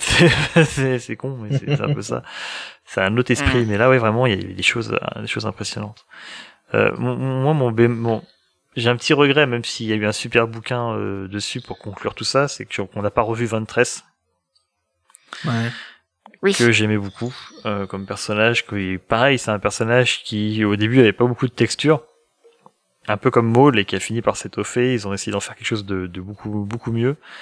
Et j'aurais bien aimé au moins la revoir un peu dans ce final, même si ça fait juste ça aurait fait peut-être doublon avec le bouquin, mais ou alors ça aurait pu faire préquel au bouquin Sombre Apprenti, mais j'aurais bien aimé la revoir simplement. En fait, elle méritait de finir dans cette série, Ventress. Le bouquin Sombre Apprenti, je crois qu'il était c'est basé sur des à la scénars. base, ça devait être des épisodes. C'est des scénars de Clone Wars, ouais. Je crois que c'était d'ailleurs écrit par la fille de Lucas, si je ne dis pas de bêtises. J'ai pas son prénom. Oh, faut que je lise ça. Mais non, Sombre Apprenti, vraiment, il est bon. Hein. En plus, c'est un bon livre, il paraît. Ouais. C'est un de ceux que je recommande. Clairement, comme bouquin Star Wars, je le recommande chaudement. En plus, il y a Quinlan Vos dedans. C'est très chouette. Mais voilà, j'aurais bien aimé la revoir, mais ça, c'est peut-être plus pour mon côté fanboy. Voilà, j'aime bien le personnage. J'aurais voulu le revoir. Avec des cheveux, même, peut-être. Ça aurait été cool. Non, ça lui va tellement bien, la tête comme ça. Ouais, mais ils ont fait je sais plus sur quelles illustrations, ils ont fait un side cut, ça marche d'enfer. Mais elle est pas dans l'épisode 1 aussi, avec juste Non, les... c'est que tu pas vois elle. Non, c'est pas elle, c'est une elle, autre ça, encore. c'est je sais plus qui, là, avec son antenne dégueulasse dans la tête. Vous parlez d'Aura Singh? Ouais. Ah, Qui se fait tuer par, comment il s'appelle? Le gars dans Solo, Ah oui. Beckett. Le mec dans Solo, Beckett, voilà. Tobias Beckett. Alors attention, c'est ce qu'il dit, hein. Oui, il l'a poussé. C'est ce qu'il raconte et on a que leur version, hein. Oui. On a que leur version, mais voilà. Non, c'est effectivement c'est pas le même personnage, mais j'aurais bien voulu la revoir, sinon voilà, effectivement 23 et j'ai pas grand chose d'autre à ajouter. Sur les 12 épisodes, finalement, il y en a 4 qui sont absolument mémorables, le reste est un petit peu dispensable. Même si ça reste cool. Ça fait un peu prétexte. Bah, je sais pas s'ils faire avaient monter la sauce. beaucoup plus de matos à utiliser pour conclure. Avec quoi ils voulaient finir, mais on sent bien que le deuxième arc, il est là pour introduire le retour d'Ahsoka dans le game. Juste ça, mais 4 épisodes, ça fait beaucoup cher payé. Et le premier, c'était parce que le Bad Batch, tous les fans voulaient le Bad Batch, alors on leur a filé le Bad Batch. Ouais. Mais, C'est quand même vachement ironique que dans le Bad Batch, là, quand Rex, non, si c'est ça, quand il veut sauver Echo et que tout le monde lui dit ouais mais non, il est mort, t'as Anakin qui lui fait tu sais peut-être qu'il faudra que tu te prépares à si jamais il est vraiment mort, il faudra que tu sois prêt et que tu l'acceptes, genre c'est toi qui dis ça. C'est très drôle. C'est triste. C'est très drôle, oui. Puis mais justement aussi il y a un petit côté il y a encore de l'humain en lui quand ils récupèrent Echo, ils se disent ouais, moi c'est plus qu'une machine parce qu'il sert basiquement de ça, hein, il sert juste de base de données plus ou moins ou de cerveau pour les stratégies de l'Empire, enfin qu'est-ce que je raconte, des séparatistes, mais il y a quand même ce parallèle que tu peux faire aussi quelque part un petit peu avec Vador, quoi. Tu disais quoi toi? Non, je disais j'ai un super truc pour la fin. Okay. D'accord. Et juste pour finir avec Echo, ce qui est intéressant, c'est qu'on l'a pas dit, je crois, mais c'est qu'il rejoint aussi justement le Bad Batch, parce qu'il se sent trop différent finalement des clones. Il se sent plus comme il se sent plus vraiment comme un clone. Echo? Et il se sent plus à sa place avec eux finalement. Quoi. Et tout ça pour rien, parce que de toute façon ils vont tous crever. Mais non, moi j'ai espoir qu'ils survivent à l'ordre 66. Mais justement, est-ce qu'ils ont l'implant eux? Bah tous les. Je pense que oui, mais à mon avis, ils vont trouver un moyen d'enlever. Enfin, moi ça me rendrait triste qu'ils crèvent alors qu'on vient de les avoir, quoi. Bah c'est le souci de Clone Wars. Oui, c'est ça le gros problème. Justement, en fait, c'est aussi pour ça que j'ai du mal avec la série de manière générale, hein, c'est parce que je sais comment tout le monde va finir. Mais en fait, oui. Même avec l'épisode 9 et là avec Clone Wars, ça a vraiment entériné le fait que Star Wars c'est tragique, tout le monde va mourir et personne ne sera jamais heureux. C'est Star Wars, bienvenue. Sauf DJ, lui s'en fout, il vit sa vie. Ouais, donc il faut être un connard. Mais tout le monde s'en fout de DJ aussi, donc tout va bien. Je me demandais juste, oui, aussi par contre, j'aurais bien aimé, même si ça a été juste quelques indices, comment les autres clones ont retiré leur implant. Parce qu'on a Rex. D'ailleurs, c'est cool que ça soit Ahsoka, je trouve, qui lui permette de le perdre. Mais dans Rebels, spoiler, on retrouve Rex, mais aussi d'autres clones. On a Wolf et Trevor, je crois. Grégor. Grégor. Contre, je sais pas comment ils ont perdu leur implant, mais je crois. C'est pas Rex qui leur a enlevé? Je pense que si, après. Un peu plus tard, oui, c'est compliqué, hein. Je sais pas comment il s'est démerdé, mais GG à lui dans ce cas. Zut. Mais il me semble qu'ils en discutent qu'après qu'il y ait eu l'ordre 66 et tout, eux, ils ont été un peu relégués à un peu des tafs un peu partout aux usines, ou trucs comme ça, et puis jusqu'à ce que on leur dise bon, vous êtes plus nécessaire, prenez votre retraite. Et j'imagine qu'ils ont enlevé leur puce quand ils ont pris leur retraite et que qu'ils ont rencontré Rex probablement. Vous avez d'autres choses? C'est dommage qu'on n'ait pas plus de détails à ce sujet. J'aurais bien aimé une petite explication. Ça avait pas trop sa place là-dedans, je pense. Vu le mystère, c'est bien aussi. Hein? Vu comment ça se finit, je vois mal comment ils auraient pu intégrer ça, parce qu'il aurait fallu faire tout un autre épisode dessus, donc... Bah, on aurait pu avoir un arc, il y avait de la place pour un autre arc, hein. Enfin, oui, mais ça serait ça. Oui. Ça veut dire qu'il aurait fallu l'intégrer entre après le crash d'Ahsoka et avant le moment où Vador trouve le truc, ou alors après ça, et du coup ça aurait un peu gâché ce final-là. Ah oui, ça aurait, le final, il aurait fallu qu'il se termine comme ça, mais ouais, peut-être l'enlever avant, ou je sais pas, mais... Mais ça suffit. Mais ça laisse aussi la possibilité de faire une autre série ou d'autres trucs comme ça. Ça laisse la place pour d'autres histoires, donc c'est pas plus mal. Oui, voilà, c'est ça, ils peuvent très bien raconter ça dans autre chose. En tout cas, c'était vachement bien, cette saison 7. Et cette fin de saison 7, surtout. Ouais, c'est très bien. Ouais. Bah du coup, vous pouvez nous retrouver sur les réseaux sociaux comme d'habitude, sur Twitter @FauconPod, sur Facebook Faucon Millennial, sur le site internet FauconPod. Attends merde, je sais. Fauconpod.fr. qui est fait par Matt et tout, c'est trop bien. Retrouvez-nous sur Twitch, on fait des lives dessus. Il nous faut de l'argent. Ouais, on fait des lives de Fallen Order, de la menace fantôme aussi parce qu'on est un petit peu maso, et des lives avec des Lego en ce moment. Ouais. Vous pouvez aussi découvrir, si vous l'avez pas encore fait, faut qu'on en parle, la nouvelle émission qui parle de news en fait, qui est dirigée par Adrien. Comme ça me fait des vacances, même si c'est moi qui dois faire le montage quand même. J'essaye. Et on se retrouvera bientôt. Cette année, on va essayer de parler des 3 séries animées principales Star Wars. Et du coup là, c'était Clone Wars. La saison 7 de Clone Wars. Voilà. Merci beaucoup de nous avoir écoutés. Execute Order 69. Et que la force soit avec vous. Ciao. Salut. Bye. Ciao.